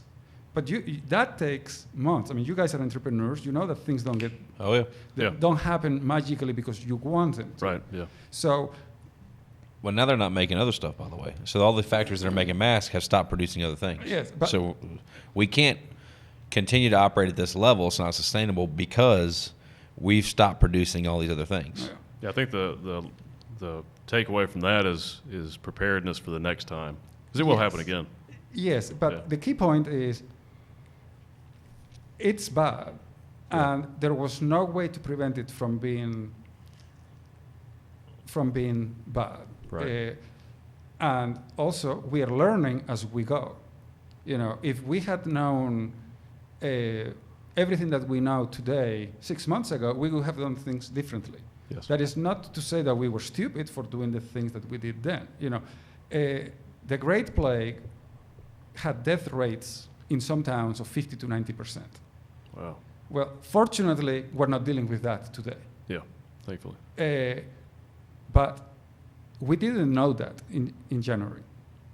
So when when the death rate is somewhere between 90% and 0.005, that gives you a little wiggle room to make mistakes, to figure out how tight do we need to go. Right. The lockdown. I honestly believe that if this happened 10 years from now, we probably wouldn't have a lockdown of the style that we had. That after all is said and done, we probably will conclude the lockdown was not the way to go, the economic lockdown. Did we make a mistake 6 months ago by having a lockdown? I'm not going to say that. Yeah, it's not what it, yeah. Because we didn't know everything we know today. I hope that 10 years from now, we will have 300 million masks set aside, Yes. and we will all start wearing them on day one. Yep. So I would favor what you're saying. But my key point is this stuff is bad, and there's no perfect solutions to everything. So maybe we don't need a government mandate that businesses need to lock down, but in practice, if you require, like in many countries now they're saying, if you go to a restaurant, you can take the mask off only while you're ingesting food or drink. So while you're having a conversation with someone in a restaurant, the aerosols are floating, you take the mask off to eat, and then you put it back on until the next bite. Yeah. And maybe that's in the future. But my point is, if the science determines within the next several months that the only way to safely be in a room, we're in a room, I don't know how big this is, it might be 10 feet by 20 or however many it is. The space is probably 500 square feet. This, the studio space. Yeah, so, it may be that we figure out that we are doing what we're told. We all came here wearing our masks. Mhm. We sat down, we took them off. We are 6 feet apart from one another. The science might find out that what we're doing now, we're doing what we're being told to do. But 6 months from now, we might learn, shoot, all these 4 buffoons have half of the lungs missing because they were together in a room together. Yeah. And it might be that we learned that the only way to go to a restaurant is if you wear the masks, except when you're inhaling food, ingesting food. Yeah. What that means in practice is that even if the government doesn't say we're going to lock down, with all the negative effects that you know about, if you get hit by something bad, that has negative economic effects, even if you do everything right. Yeah. So, who wants to fly today? You fly if your grandma dies. Otherwise, no one is flying. Yeah, we flew a couple weeks ago. Had to fly out to meet some clients. But I've seen the data. By and large, most people are not flying. One good thing about airplanes, though, aircraft, they have really good filtration systems. That is true. Yeah. But as of now, voluntarily, Yeah. based on people's personal preferences, not because of a government mandate. I don't remember the numbers exactly, but the last time I looked at it, if you take 100 to be the number of people flying a year ago, now it's between 2 and 5. Oh, wow. So, the airline industry is dealing with having between 95 and 97% fewer flyers, fewer revenues. Okay, that's a hit to the system. That has nothing to do with the lockdown. That has to do with people saying, I'm scared. Yeah. And when something bad happens, and this is, we have lost 150,000 people in the United States. Every death is precious. But if you compute it, let's say 3 million would be 1%. So it's 0.05% of the population has died. This is how we respond, because we value life a lot. Mm-hmm. Imagine if the Great Plague hit us with a death rate of 50 or 90%. That'd be insane. Now, if 50 or 90% of the population dies, GDP falls by that, for sure, because there are fewer people to make staff. Right, yeah. But you don't need 50 to 90% of the population to die, as happened in some villages in Britain. 0.05% in a wealthy society with moral people that value life is enough to mess up the economy royally. And we've discussed Sweden, where they took a far less stringent approach to lockdowns. Yeah. Their economy still took a dive. Now, it was a smaller dive. Maybe there is something to be learned there. I'm not saying that Sweden is the model. Maybe they should have done more masks than they did. I've heard Japan fared pretty well. They didn't shut their economy down. They wore masks. Everyone had to wear masks. And yes, and I've read an article. Sorry, I don't know if I'm interrupting, but no. There are several things. One, they have more experience with masks over there. That's true, yeah. And also another key. I'm going to say 3 things. That was one. The second one is East Asian countries have a more I don't know what the right word is. They have a different attitude towards government. Over there, if the government says something, people first obey and then think. And they might revolt if they don't like it, or they might choose a different politician. Over here in the West, we have a more adversarial relationship with our government. I'm not saying that we're wrong. I like the way that we are in the West. I wouldn't change the way that we are in many ways, but it does mean that they were faster to put on masks than we are. Yeah. And when enough people die, we might learn from it. But the last bit that I wanted to say about this is the latest, and this is still early goings. There's evidence showing, there was all these debates early on. Where did the virus come? Did it come from Wuhan, China? Blah blah blah. Did it come from a lab? Did it come from the bats? Well, the latest theories that are coming out with data to back them is that it is likely that this virus did not come from Wuhan, China, but that Wuhan, China is the first place where it showed up that it was deadly. Yeah. And that this virus, or very similar ones, have been circulating around Vietnam, Laos, and Burma for a long time. And at some point it mutated, and it traveled to Wuhan, China, and people started dying.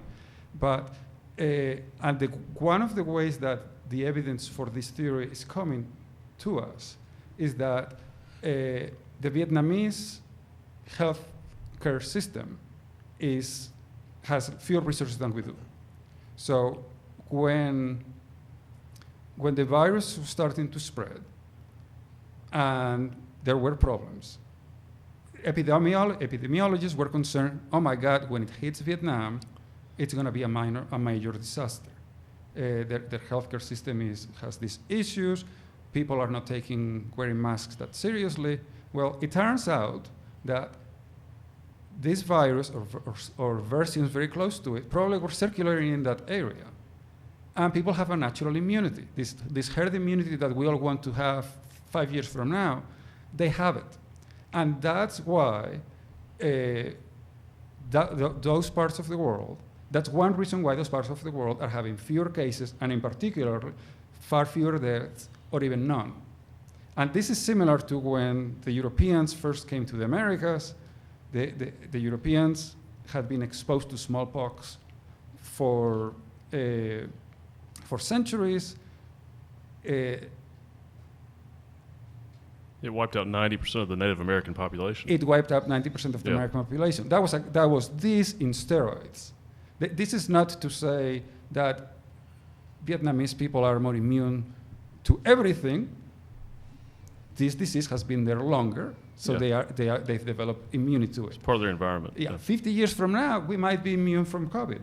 Right. But we certainly are not today. Well, it's similar to like the swine flu and stuff. That still exists. You just don't hear about it because it's small numbers. Yeah. And the plague still exists. You know, it's interesting you bring that up, though, about the origin of the virus, because there was a lot of speculation, was it manipulated by humans? But I heard a very reputable biologist recently discuss that, and he was saying that he believes 100% that it was not modified by people, and he went into some details about that, and something similar to what you're saying.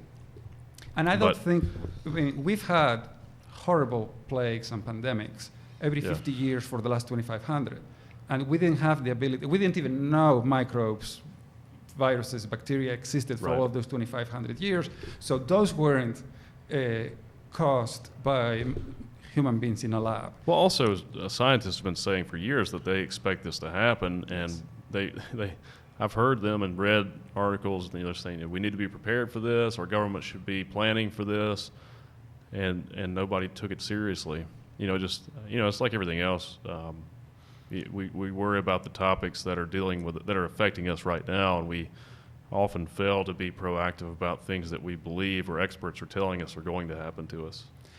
And I would like to try to avoid partisanship as much as possible. Sure, yeah. But being coy about it, I guess I could say that it would have been great if we had faced this national emergency with leadership that could unite us better together following scientific recommendations. And if these issues hadn't become a political hot potato. That said, what I will say is that this explosion of, setting aside our long-term things are getting better for 250 years, and there are hiccups, we have periods where things get worse. I wish politics were different in the United States over the last 5 to 10 years. Yeah. But what I like to mention to my fellow Americans when they're feeling downcast is that, I don't know how much it helps, that the problems of this explosion of populism and of adversarial politics that we're having in the United States, it is sad, I wish we didn't have it, but it's not an American thing. It seems to be a process that is, for lack of a better word, it has been infecting the political systems of country after country after country in the last 5, 10, 20 years. Well, I think it's directly related to the internet and information. I think I believe that we suddenly have access to so much knowledge and information that we don't know how to process it. And we're not very good at ciphering through it either, because there's a lot of misinformation with all the true information, and I think we're just adjusting. I think society is adjusting to this huge dump of information, and we're trying to figure out how to I guess sift through it and find the true information as opposed to the false information, and it's just. And also, it's probably a good thing. It's growing pains. We're adjusting to this huge change in our society. Yeah, we had that discussion in a recent lunch. Back when social media first appeared, and I barely am in social media. I think my only good for you. My only presence in social media is my LinkedIn page. But when social media first appeared 10, 15 years ago, I was really excited about it because it was a way to democratize information, make information reach more people. And I think a lot of that democratization of information is very good. People like to complain about Wikipedia. Wikipedia is not perfect, like anything. Still a great resource, though. But I think it's a great resource. Don't go for it to verify that you know more about a topic than it, because if you go to look into something that you know about, Wikipedia knows less than you. But for a topic that you don't know anything about, Wikipedia is great. But aside from the positives of the democratization of information, I'm basically repeating what you're saying, but I guess I want to say it. There has been a negative element. I was so hopeful with the Arab Spring revolutions that were being coordinated through social media. It turned out to be a disaster. It didn't work out. And we are having similar problems here. I do believe that when new technologies appear, there are growing pains, there's a learning curve. And people were worried when the printing press appeared because people were going to write stupid stuff, and they did. People were worried when the movies appeared. People were worried when the radio appeared. People were worried when the television, the internet, social media. I hope that 25, 50 years from now, we will have a healthier relationship with social media. I think we will. It may be in our heads by then, but back to the leadership comments you made. I think I like the way Americans question government. I think that's how our society was established. I think it's very important to question authority. And also realize, in this country, the people are part of the government. We're supposed to be a united group of citizens working together. But that said, I think Americans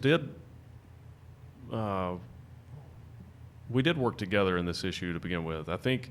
The problem I have is we were given misinformation out the gate, and our government, our politicians told us, we have one guy, which is a strange thing. We had one person on the federal level, Dr. Anthony Fauci, who was supposed to be the expert. And I'm not sure we had one person telling us all this information instead of a panel of doctors or scientists, but we have this one person, and he tells everyone, the only thing we can do is shut everything down, except for certain businesses, and masks do not work. They're not helpful. I mean, I remember seeing it personally, and I thought, well, that's odd. I remember you disagreeing with it immediately. Yeah, I thought that's really strange, but then I was like, well, I mean, this is our expert, and he's a scientist, and he's reputable, so maybe it's right, and then, but everyone else saw that too. And that immediately, with Americans in our culture, if you lie to us in the very beginning, we're never going to believe you, and we're never going to work together after that. Because if they would have said we don't really understand this virus completely, we don't know exactly what the death rate is, could be very serious, could be extremely detrimental to our society. Masks definitely work, but we don't have enough of them. Just be honest. We don't have enough masks. We need to keep our best masks for our medical experts, medical workers, and so we can't sell our nice masks to our civilians, to the citizens, but you still need to cover your face. We need you to wrap shirts around your face, wear bandanas, do whatever you have to do to cover your face. It's very important, but we need our people that are working in the hospitals to have the best masks because they're working with the people that are the most sick, and they're the most exposed. And we need to shut down society for a few weeks to figure this out, see where we need to go next. That type of thing would have made a huge difference in this whole situation. And people wouldn't be arguing about wearing masks or what not wearing masks. Sure, some people would, but the majority of people would be working together. And I think we'd probably be in a better place than we are now, too. Because, how many people were infected early on going to the grocery store, going to the hardware store, not wearing a mask, not thinking that they worked, and just continually spreading this pandemic, this virus. Well, you use the word misinformation, and I would take issue with that. And I'm not going to, I don't think we need to debate every statement that every person made. I think my key point is that there is a difference between misinformation and erroneous information. Yeah, he lied to us. Do you think he lied? Well, they said he did. If you go back and you watch, I remember seeing the interview on Yes, when he first came out, and he said masks. He said clearly masks do not work. Yes, but but there's a difference. He even said something like it was silly to wear a mask.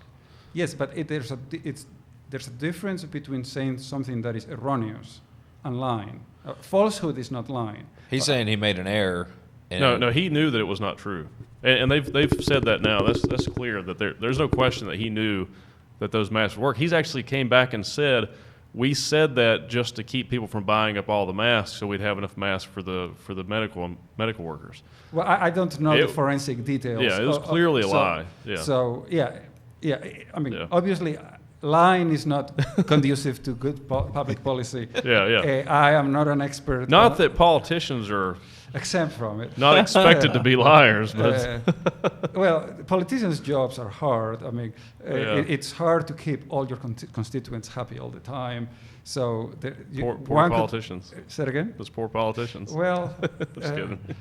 It takes a special person with a special type of backbone to put up with the rightfully irate opinions of the voters. Right. But yes, I agree with you that to the extent that there was lying, that's not conducive to good public policy. I don't know the details. I have no reason to disbelieve you if he actually later said, I lied. I don't know about that case. He didn't say I lied. He wouldn't admit that, but he said the reason. He gave a reason for why he said that. Yes, but in general, it is true that our understanding of the disease has evolved. Yes. There were people early on who were saying, don't wear masks because they didn't think that the mask would work. But none of those people were epidemiologists or scientists because they all know that wearing a mask is always going to help you deal with the virus. Well, it gets debatable. The debates are how effective are they, how effective are they not. Well, they've done studies recently that show that. I read a study recently that showed that. Well, I'm sure it was a compilation of many studies, but it was an article. Yeah, it was a meta study. Yeah, that showed that even just wearing a mask yourself, like one of these surgical type masks that we have, that helps you up to 60%. Like protects you personally up to 60% because initially they were saying, well, they first said masks don't work at all. Then they said masks do work if both parties wear them. My mask protects you from me, and now they're saying, in addition to that you just wearing a mask yourself protects you up to 60%. So they're very beneficial. But if you lie to Americans, they're not going to like it. They're not going to believe anything you say. Well, but going back to your earlier point about lying, yes, less lying is preferable to more lying. Yeah, especially in something like this. But your argument cannot be, oh my God, we were lied once and now everything falls apart. Well, I don't believe that. I Because- just look at the science, and I didn't even back then. I would still go to the scientists and see what they're saying, and immediately I saw plenty of reputable sources saying that no, masks absolutely do work, and that's what I base my position on. I think there is no doubt that masks are no panacea, but they help a lot. Everything that I read tells me they are the main line of defense that we have Best thing. until we have vaccines and blah, blah, blah. But I think early on, the science was less clear than it is today. I mean, we have done a lot of studies Yeah. in the last few months that have clarified the science for us. So I don't think it is surprising that, and I'm not I'm not trying to defend Yeah, Dr. Fauci or the administration. I'm simply saying, I think it is to be expected that early on a huge shock to the system, mistakes are going to be made. That's true, but at the same time, and not in their defense, epidemiologists and scientists understand and virologists, they understand viruses and how viruses spread and how to best prevent the spread. I mean, that's why Japan, immediately told people to wear masks, because they understand how viruses work. And, quick thought about something you said earlier, too, about pandemics always being a thing through human history. I did hear a biologist say something interesting about Italy. He said that he believed that Italy had or a lot of virologists or epidemiologists believe that Italy had such a negative impact from this. One component of their problems was a lot of Italians aren't vaccinated. And I guess the idea is that countries that have higher vaccination rates actually have stronger immune systems because we're exposed to more things.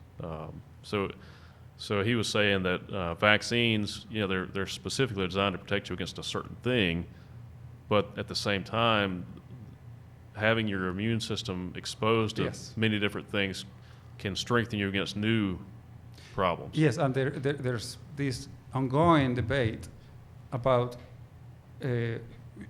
before COVID, there's an ongoing debate about human cleanliness, whether washing your hands all the time protects you or makes you more susceptible to getting sick. It actually makes you more susceptible to getting sick. I got to interject a point here on behalf of our partner, Gunny. Before Matt, so before he cooks our steak, sometimes he'll spit in his hands, wash his hands real good, grab the meat and put it on the grill. And there's this old school thing where I was brought up where that was very much the case. They weren't washing their hands. They're not if something's on the ground, you go ahead and pick it up and eat it. What's funny though is with COVID, more men die. Yeah. Well, I'm just saying, I wonder, because that's what he would say. Oh, I got to work on the immune system. It's. There are trade-offs. It's complicated. Yeah, that's true. Yeah. Well, that biologist I was telling you about, he said that I think he's from Greece, maybe. I think he's Greek, but he was saying that whatever region he's from or something. He said the northern part of that region was more clean.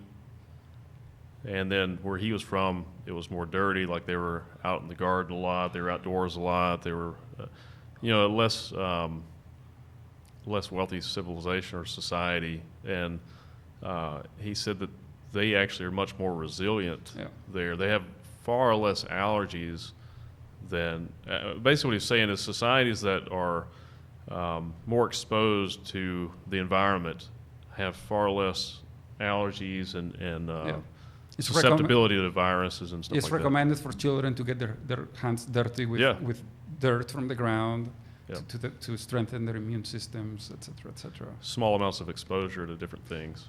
Yeah. And I'll tell Daniel, since I told you, one of my etymology things. I recently ran into the etymology of the word vaccine. Okay. And it goes back in 1796. They were trying to treat the smallpox. And they figured that if they got the smallpox, you get these pustules that have liquid. So they could take the liquid from the pustules from a sick person and make small cuts on a healthy person and put those pustules there. And the idea was, well, that will give them immunity. And the process evolved, and ultimately that is the origin of our vaccines today. But the reason that they're called vaccines is that this scientist in 1796, he did this. He figured rather than give people these cuts from smallpox, maybe if we give them something from a similar disease, we will get protection without them getting as sick. And the disease was cowpox. And vaccine is from the Latin vacca, so it was for the vacuna. In Latin, it would be smallpox vacuna, and then that becomes that's where we get the word vaccine from cowpox. And we all use the word vaccine today without, we see all these words, we don't see the origins. Yeah. It goes back to cows and cowpox. That's the fascinating thing about language is there's so much tied to each word. Yeah. It's very complex. So he gets to put up with these texts from me. I love those texts. I got to tell you, I can see, because he talks about you. He's mentioned you frequently, especially in the last few months. Yeah. But he's mentioned you before, and I can see he's very intellectual. I can see why he's. I don't know if the word enamored, but I can tell why he likes you. So. Well, geeks have to hang out together. Yeah, there you go. Stay strong together. Geek power. That's it, Nerd life. So that's interesting. So I kind of go both ways, by the way. Like I went through periods. I bet I didn't wash my hands after using the restroom, whatever, for 10 years. Literally. And which is really common with men. Yeah, I've always washed my hands, but yeah, except for him. Yeah, but like I remember one time, like, this is a little graphic, but my family, we grew up, we're very much. My grandfather, we killed a deer, and he made me. Part of the tradition is that we ate everything we killed, right? But so we're skinning the deer, and he made me eat a piece of the meat raw. It's part of like his tradition, like the way he was brought up. Like there was some type of paying respect to the animal. I don't know how to explain it, but it just was what we did. And I think about that, and I had raw deer meat when I was like, I might have been 6 or 8. I was very young. Most people have probably never even touched a gun by that point. I've already killed an animal, and I'm eating part of it raw. So like I think about some of the things I was exposed to, and I wonder, did that help me? Because literally 10 years. I started washing my hands finally while my wife was pregnant late, and my son will be 10 in November. And November 16th, when she was late in her pregnancy, she started running into small issues. And, we were just trying to process of elimination. So I was trying to just be more conscious. That's the first time I remember going, okay, this is probably important, right? Prior to that. Well, there are trade-offs. My neighbor on the other side of my house, when this started, she gave us a box of gloves, surgical gloves. I think it has like 100. And, there's science debating whether to wear gloves when you're out in public. But the box is paid for. Yep. So what am I going to do with it? So I use it when I go, I work out of the house. I don't leave. I leave the house on a daily basis to walk the dog, and then if I go run an errand. So the few occasions where I leave the house, out in the world, like to go to the grocery store, I put the gloves on.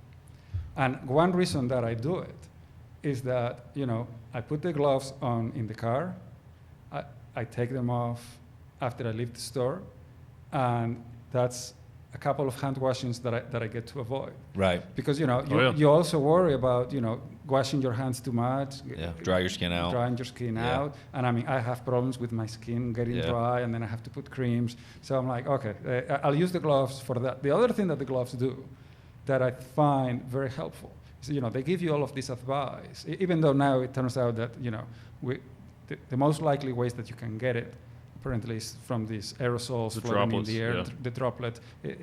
You are far less likely to get it from touching things. Yeah, I read a study said that there's actually no evidence that you can get it from touching surfaces. Yeah. But regardless, they do recommend that you don't touch your eyes Yeah. and you touch your nose.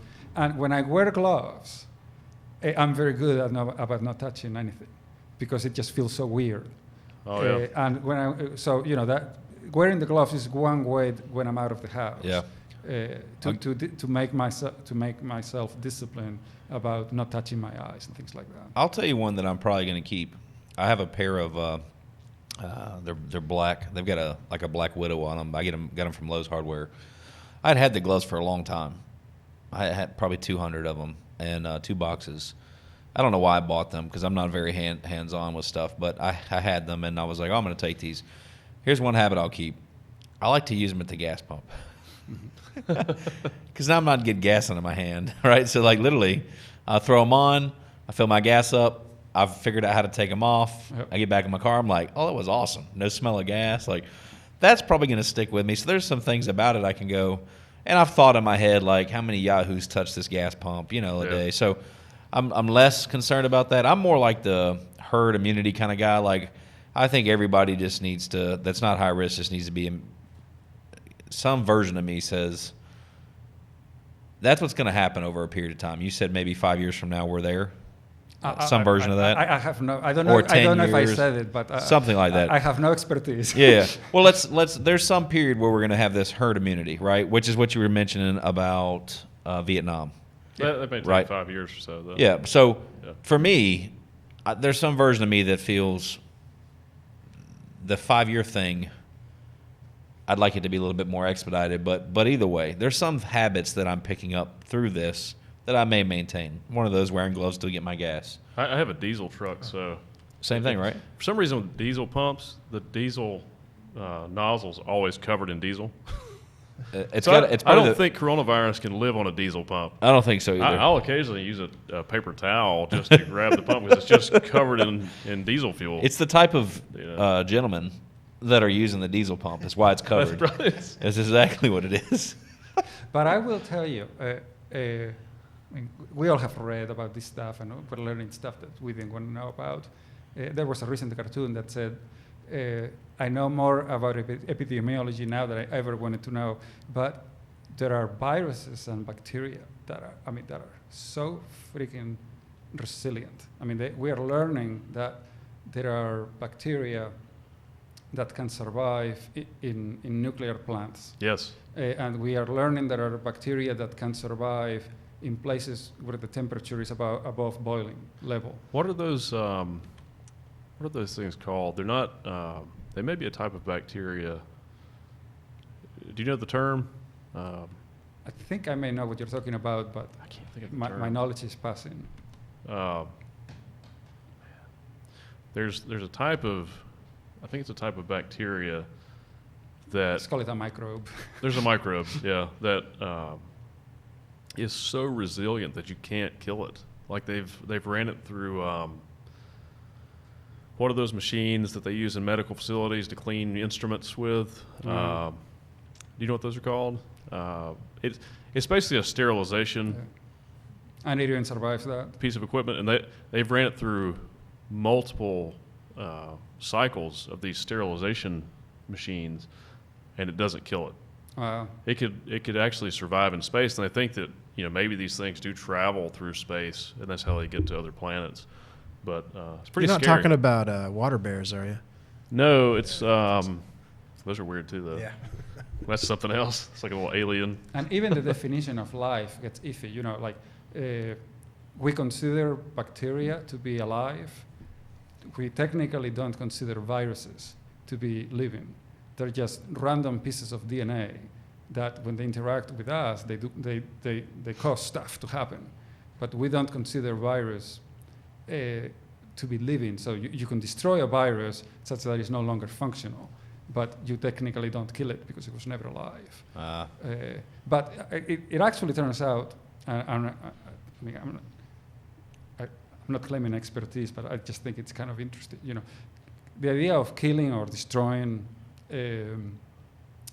viruses or COVID, it turns out that if you had a piece of COVID here, it's very easy to destroy it. Yes. Because it has a coating of fat. So you put a little soap and it's no longer functioning. The problem is getting rid of COVID without killing the person. Right, yeah. Yeah, that's right, yeah. It's also an RNA virus, so it's they say it dies really fast. You know, I'm going to go backwards, but you know where we were talking about trust, right? Government trust and this and that. And I'm not trying to point blame, but I will tell you like a frustration. So, example, you were saying, hey, when you're eating at the restaurant, you can take your mask off to sit and eat, right? But if you get up and walk to the bathroom, you got to put your mask on, right? But if you're at the beach in North Carolina and you're sitting, they want you to be wearing a mask. But if you're walking on the beach, you don't have to wear it, right? You see how that's confusing? Makes no sense. And how about it's... And it dies instantly in the sun. Yeah, it dies instantly in the sun, but let's close all the parks. Let's shut down all the playgrounds. And let's tell everybody staying home. Like I guess a part of the problem with a lot of people that are rebelling, that are just refusing, what's going on is there's a huge segment of society that are saying, this is bullshit. These things don't even make sense. We're not going to abide by any of it, right? And I'm not saying that's right. I think that's what's taking place, though. I know a lot of people that are very much that way, that they're just like, you know what? We can't. They don't feel like they can trust their government, and so they're just ignoring most of what's being said. Yeah, I mean, people have studied this, and there are low trust societies, high trust societies, societies that are more deferential to their governments, less deferential. There are pros and cons in different situations.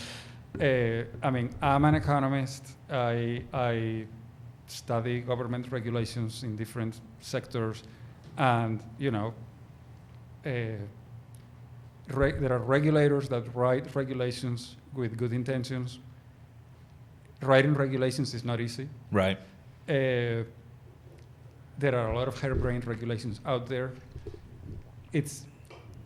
We would like to do better. Right. This is something we need to work on, I guess. And it is unfortunate that stupid regulations get passed, and it's unfortunate that we don't have a faster process. Yeah. But the problem that regulators have is that very often, I don't know if you've seen those videos from Florida of these ladies going to City Hall and complaining, and the arguments that they make are bizarre. Yeah. The problem that regulators have is that very often they're not, I mean, one is they're busy people. Yeah. They have a lot to do. They're trying to do their best. They may not necessarily be experts on everything new that comes at them. And it would be ideal if we had, again, there's a tension between two ideals. In one hand, we want stable rules that once they're in place, they're not being changed willy-nilly.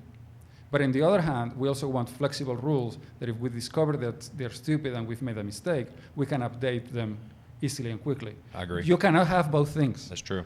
You either have ever-changing rules that can adapt, or you have stable rules that can't adapt. Yeah. And ideally, of course, if we had government by angels, is we would have the perfect rules to begin with, or we wouldn't even need rules because we would have a population of angels that wouldn't do anything wrong. But the facts are, we live in a world of human beings where the regulators are human beings. And it's impossible to come up with perfect regulations, and it is difficult to update them. I agree. I guess, and so that's for me, this side is, so like I see some of these things that are very frustrating, and that's more so, I feel like I'm intelligent enough to see that there's an issue. I'm smart enough to be able to pick which things I want to, for instance, right now I can go to Home Depot or Lowe's or Walmart or Sam's Club. I'm just picking these because these are good examples, but if you go there on a Saturday, I encourage you, and look at the parking lot. The parking lot's full. I'm talking about every parking spot is full. And there's, I'm not going to name the city, but there was a city where the Lowe's Hardware had 1,800 people inside of it. Wow. Right? Lowe's Hardware, Home Depot are having record profits they've ever had.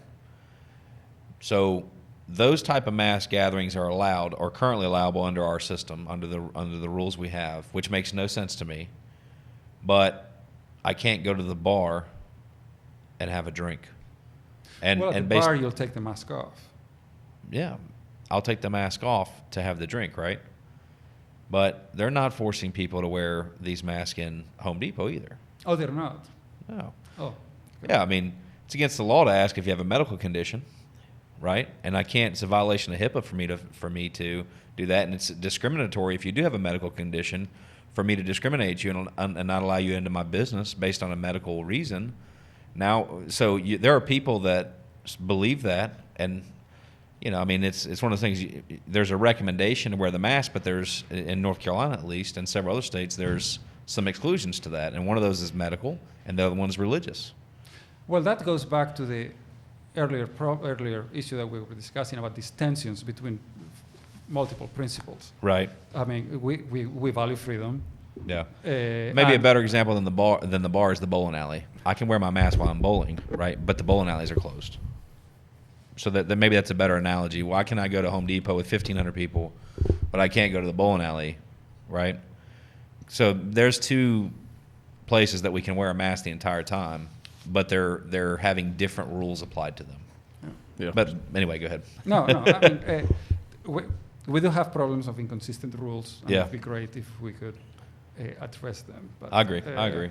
But And I think it's this not is how easy. we do it as a society: is people discussing it and talking Yes. about it and Complaining. Conversation. and having conversation. And if I think I'm going to put someone else at risk, I will do things that make me uncomfortable to make sure that I don't put them at risk.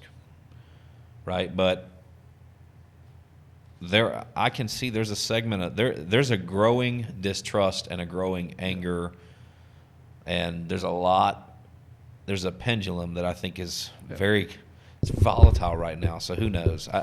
And I think things could have been better if we had had a more unified I agree. Leadership where both parties got together and said, I hate we this. don't agree on everything, but let's not politicize this issue. Right. And we're still going to have an election. We're not going to move the date. Yeah. And we will debate all of these issues.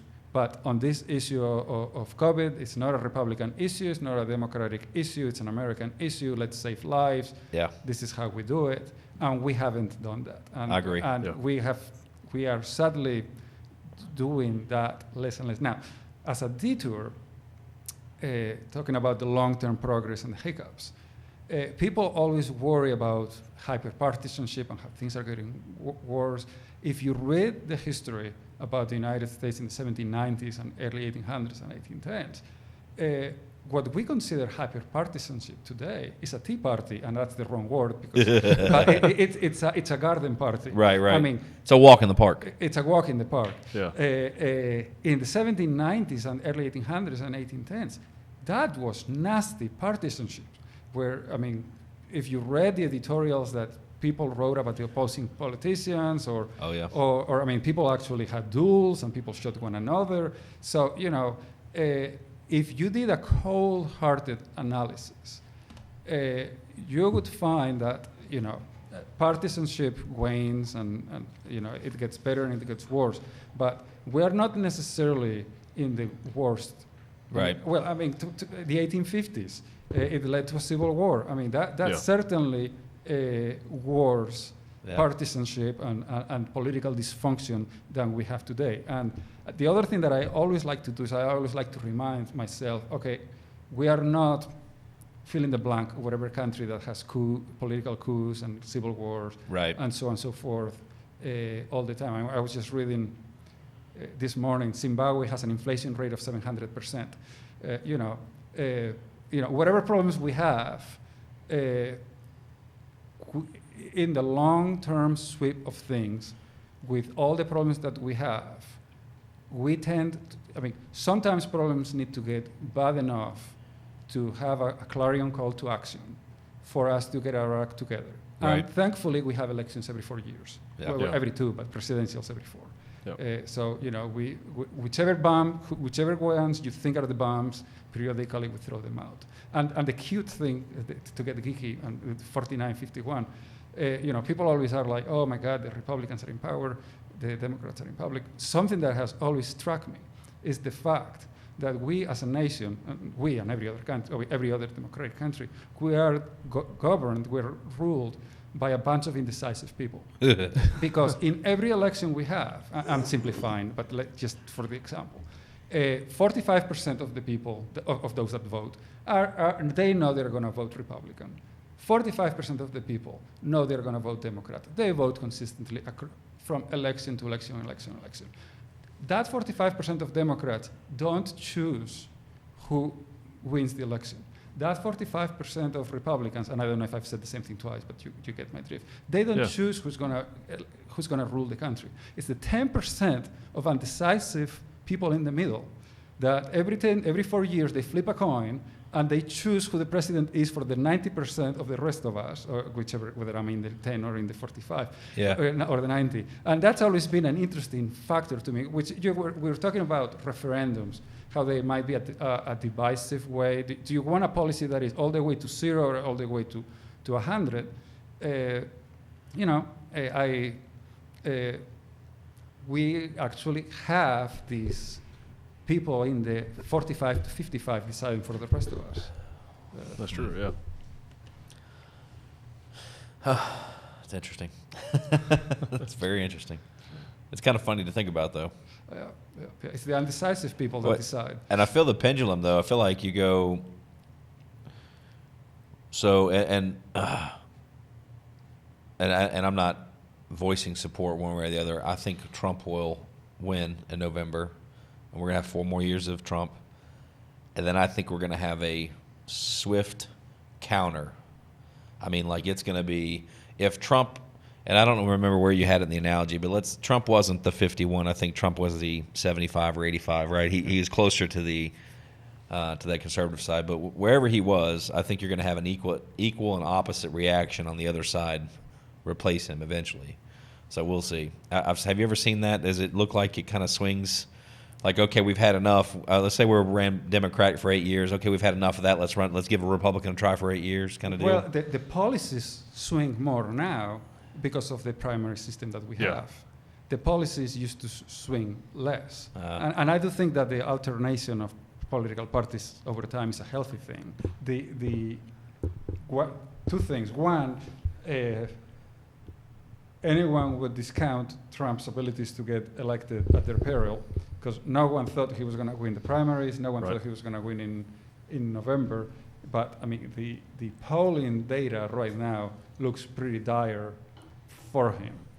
I mean, he is at the levels that, I read it somewhere, but I don't remember now. I remember. That Jimmy Carter and Lyndon Johnson were, when they were about to finish their term. And Lyndon Johnson decided to not even run. Yeah. And Jimmy Carter went to a pretty decisive loss. I think there are a lot of people that are pro-Trump that are being beaten down by people that are not against him, and they're quietly supporting him. There's people that won't wear a flag, they won't wear a shirt, they won't wear the hats.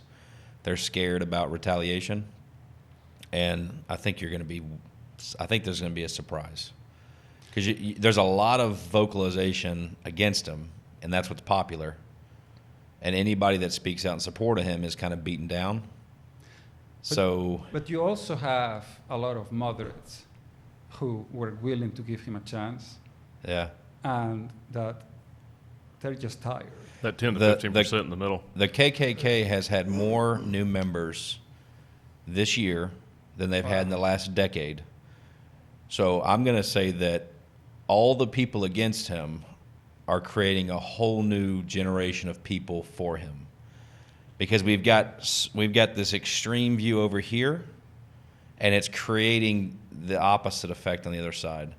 And the thing with him, I'm not saying I'm supporting him or not. I'm just saying it's really interesting to watch the way it plays out. The thing with him, and I don't know if this is partisan or not, it doesn't matter.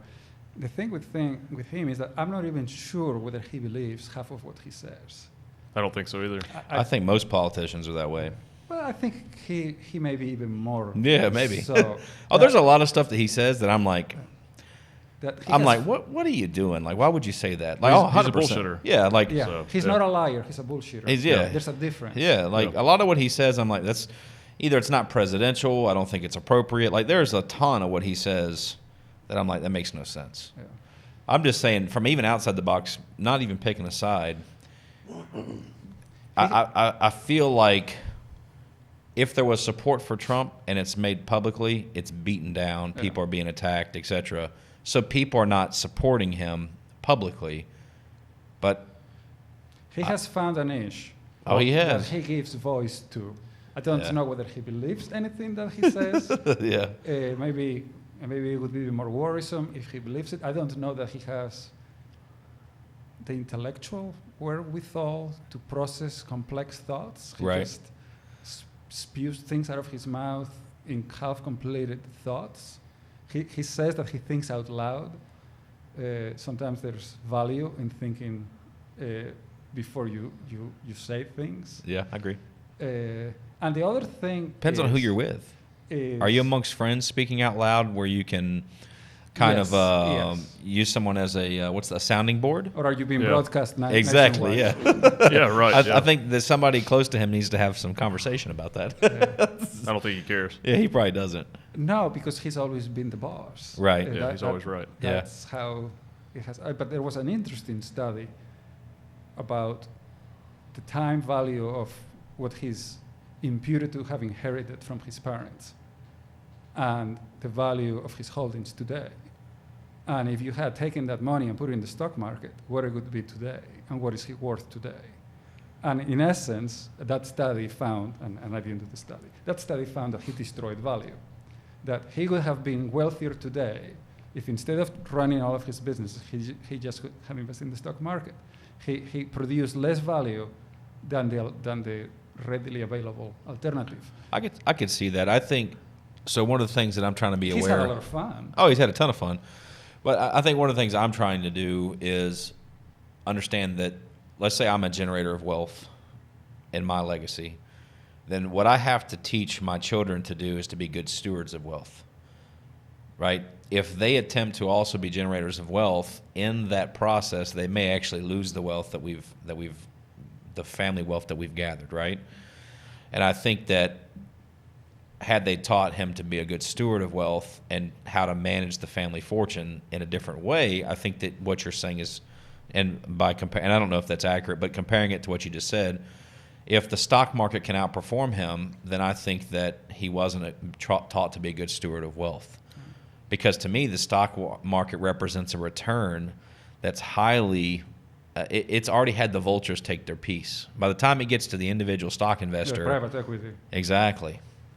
Exactly. So when I hear that, that's what I feel like. And at the end of the day, he didn't fail miserably, but on some level then he failed when comparing. So what I'm trying to do with my children is hopefully, if I create a legacy, is to teach them how to be good stewards of it, and the goal is not to lose money, right? Right. And the other thing is my 0 to 100 rating is obviously a simplification. Right. And the next step, in the case of Trump, you were trying to figure out what number he was. And I would argue that he doesn't fit that ranking, that he's not a traditional Republican I agree with that. by any sense. I agree with that. He is this weird, populist, white, lower middle class rebellion explosion. Yeah. They are unhappy about these things.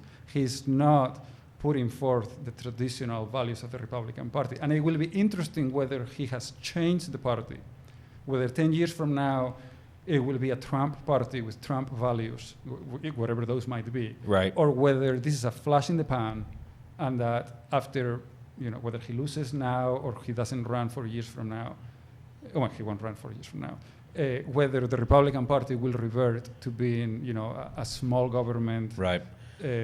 Open borders, free trade party that it basically had been for the second half of the 20th century. Huh. There's a certain aspect of Trump that reminds me of the people that create conspiracy theories and make a lot of money on those. They have an ability to sort of convince people that they have some kind of an answer and there's something special about them, or they know something that other people don't know. And I know it's just interesting, but a lot of him is probably just society's way of saying that they're sort of fed up with the system. But then, then I think, why are the only options we have right now Trump and Biden? I was going to say that too. Which is insane. We got two guys in their late 70s. Yeah, that makes no sense to me either. Do you have any opinion with all of your experience with government or Sounds embarrassing. all your research? I mean, how do you feel about like maybe there should be an age limit to be in political? Like Yes. hey, listen, if these two guys in their 70s are really disconnected from, is what you're getting ready to get at. I think Right, is from. They don't represent us. I do feel the primaries have failed us. The primary system has derailed because I feel. Can we go back from that? I don't know. It's very difficult. Yeah. I don't know how you change. Changing the state primaries for governor is easier because you just go from party primaries to open primaries. And we've gone through the example. It's easy to. Yes. All you need is the state legislature to agree to it. Maybe you do it through a referendum, who knows? So that one's easy to fix. I don't know how you fix the presidential primaries. My one argument against like age and stuff is sometimes you kind of get dangerously close, not just you, but people get dangerously close to being ageists.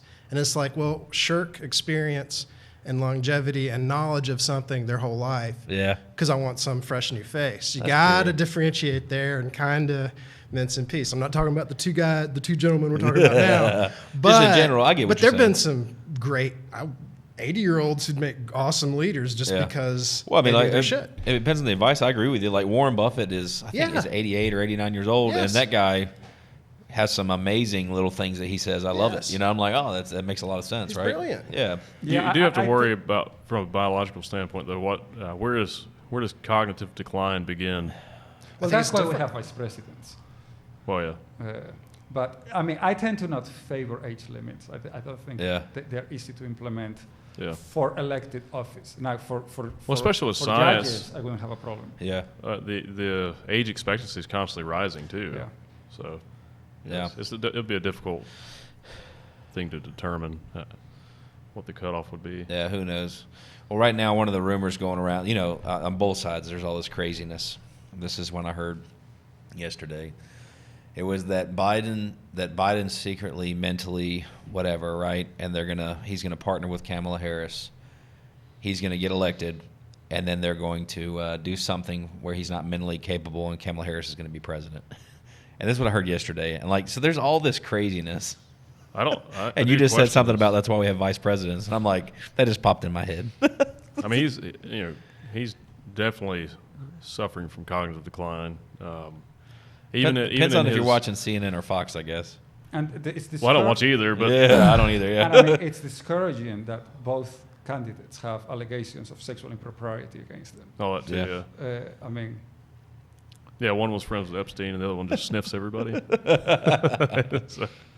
So, but I mean, even like some of Joe Biden's ads, his speech isn't even clear in the ad, and they've taken multiple takes, and he looks. The last two cycles have produced underwhelming choices. I agree. Yeah, and there are good candidates out there. Yes, there were That- good candidates in 16 in the Republican side, and there were good candidates in 20 in the Democratic side. Yeah, I I'm really not liked- I'm not saying that there weren't good ones in the Democratic in Right, 16. yeah, I'm yeah. talking about in 20. On there both weren't sides, there are Republicans. far better candidates than either one of these guys. Yeah. Yeah, I agree with that. And I'm almost to the point. I don't even care anymore. I just want it to be over. Yeah. Like when the election's over. Wake me up. Yeah. And then 3 weeks later, when we finish counting the mail-in ballots. Yeah, exactly. Yeah, and then we've probably got a good 3 years before the chaos again. Like we've got some period of time, hopefully, depending on who wins. I mean, if your guy, not your guy, but the guy you mentioned who wins, I think we're going to have 4 more years of horrible noise. It's probably going to be that. And part of me, I don't know that either one I'm just tired results of in civil rest. I don't know. I'm just tired of the chaos. I am too. I don't know if I'm getting older and I'm just more aware of it, maybe, but I'm just over it. I'm tired of all the hate and all the people. I just don't get it. I get it. I mean, hey, let's. How about we can have different opinions and not hate each other for it, right? And talk about it and have some type of civil discourse. Like, if anything, this would be a good reason to have at least 2 presidents, one from each party. He's yeah. stuck on it. Yeah. I mean, I'm serious. He's Stick some argument, more. but he's not I listening. think the office of the president is ridiculous anyway. Yeah. You have one person that's over so many different things. That's one person that's governing 330 million people plus the rest of the world, solving all these issues. There's no way this person can keep up with all these different issues. No, he and doesn't. It's No. impossible. You know, He delegates that we. Yeah. I think something that should become more common, and this is an interesting thing that's going on in California. There's signs in Texas that says, "Don't vote for what you left." Okay, they're in Texas, and basically what they're saying to the people that are fleeing California for all these issues, the litany of issues, part of what you mentioned earlier, they're saying, "Hey, don't come here and vote what you left," which makes a lot. That kind of makes a lot of Oh, yeah. sense. There's also a play of words in it. Yeah, yeah. For me, I almost wonder if that's going to become more common. Like, for instance, I'm becoming a Florida resident, right? It's not set in stone, but it's pretty close. And there are some specific reasons for that, and mainly it's tax implications. But I almost wonder if it's not just going to become more common. Like you said, you know, you end up with these, I don't remember the word you used, but essentially these neighboring, what was the word you used? For the leaders of each of these communities, where you might have 2 counties or 2 states or Talking about something. city-states. Yeah, like these neighbor areas. Yeah, something. I feel like people are just going to get more. It's going to get more common to relocate to an area that meets more of what your belief system is. That was And- the idea anyway. That's why states' rights are such a big deal, because Yeah. you kind of wanted to live in people. It was designed so that people could live in a state that suited their ideologies better. Yeah, In political science, they call it voting with your feet. voting with your feet. Okay. Yeah, because Yeah. you seek the areas. It's Yeah. basically conservatives live in liberal areas, and liberals live in conservative areas, so that we get color coded. There are Yeah. the red areas and the blue areas, and you get more and more districts that vote 90% one party, Yeah. which is kind of in which case the primaries are the only thing that matters. Right. Yeah. Yeah, I don't know. I just wonder if that's going to become. And see, I wouldn't be moving. The main reason for me to go to Florida is tax related, right? And less political. I understand there's different political leadership in Florida than there is in North Carolina, but I think more of it's just tax for me. So I just wonder, though, over time, as things change, are people going to be more conscious about where they live based on who's the leader of that area? The average voter doesn't think about political issues much. It's my gut feel. Right. There are elections every 4 years. You're annoyed by the ads. You vote, but I think the average person, rightly or wrongly, is not politically engaged. And they Yeah. say, "Oh yeah, I hate politics," blah blah blah. But the average person is an Epicurean to a large extent. Huh. Yeah, they're worried about Yeah. feeding their family, Yeah. paying Yeah. the bills. Yeah, Yeah. there are a few people who are politically engaged, but I'm going to make up the number. I would venture that the percentage of politically engaged people in the country is between 5 and 10%. Wow. That 90% might read the newspaper, they care about the issues, Right. but they are not signing petitions, they are not going to City Hall, they are not participating in demonstrations or rallies in either direction. They are the silent majority for I'm not saying that it's in either direction. Right. I got you. Yeah. Wow. Makes sense. Well, we didn't solve the world's problems today, but it was a really interesting conversation. I enjoyed it thoroughly. Yeah. Me too. Um, Thank you for having me. You've given Oh, me a lot absolutely. to think about. Actually, I'm sitting here. I've been quiet. I'm just stewing over here. I'm like, that's interesting. We'll have to have you back on for round 2. Yeah. I'll be happy discuss- to. Hopefully I didn't give you a headache. No. No. I have a couple of counterpoints. Not that I'm trying to be argumentative, but there were 1 or 2 things that I was going to say, like about the airline travel not being affected. It's not a government regulation thing. Yeah. I was like, well, if the beaches were open, and if you could travel outside the country, if travel wasn't restricted. So, you know, That's true. Yeah, so next time we chat, I'll be more prepared. I'll have a few little. Well, maybe he'll give us topics. Yeah. And maybe he'll throw you a few softballs next time. You know. Yeah. No, but to a large extent, I'm bloviating. I'm sure I said plenty of things that are inaccurate and wrong. No, I think everything you said was improve on them. I think everything you said was pretty accurate. I think for me, it just gave me. I think what's really nice is you have a unique perspective, and the way that you come about your conclusion is unique. It's not common, and I can really appreciate that because it makes me go, okay, I've got someone that's not just taking whatever it is, whatever they're seeing it on Fox or see whatever this is. You're not just taking and regurgitating information back to me. I like your process of how you got to that conclusion. It makes me really go, okay, there's something to this. And that's the point of this show, is just to provoke thought, have conversations, entertain people. I've enjoyed it.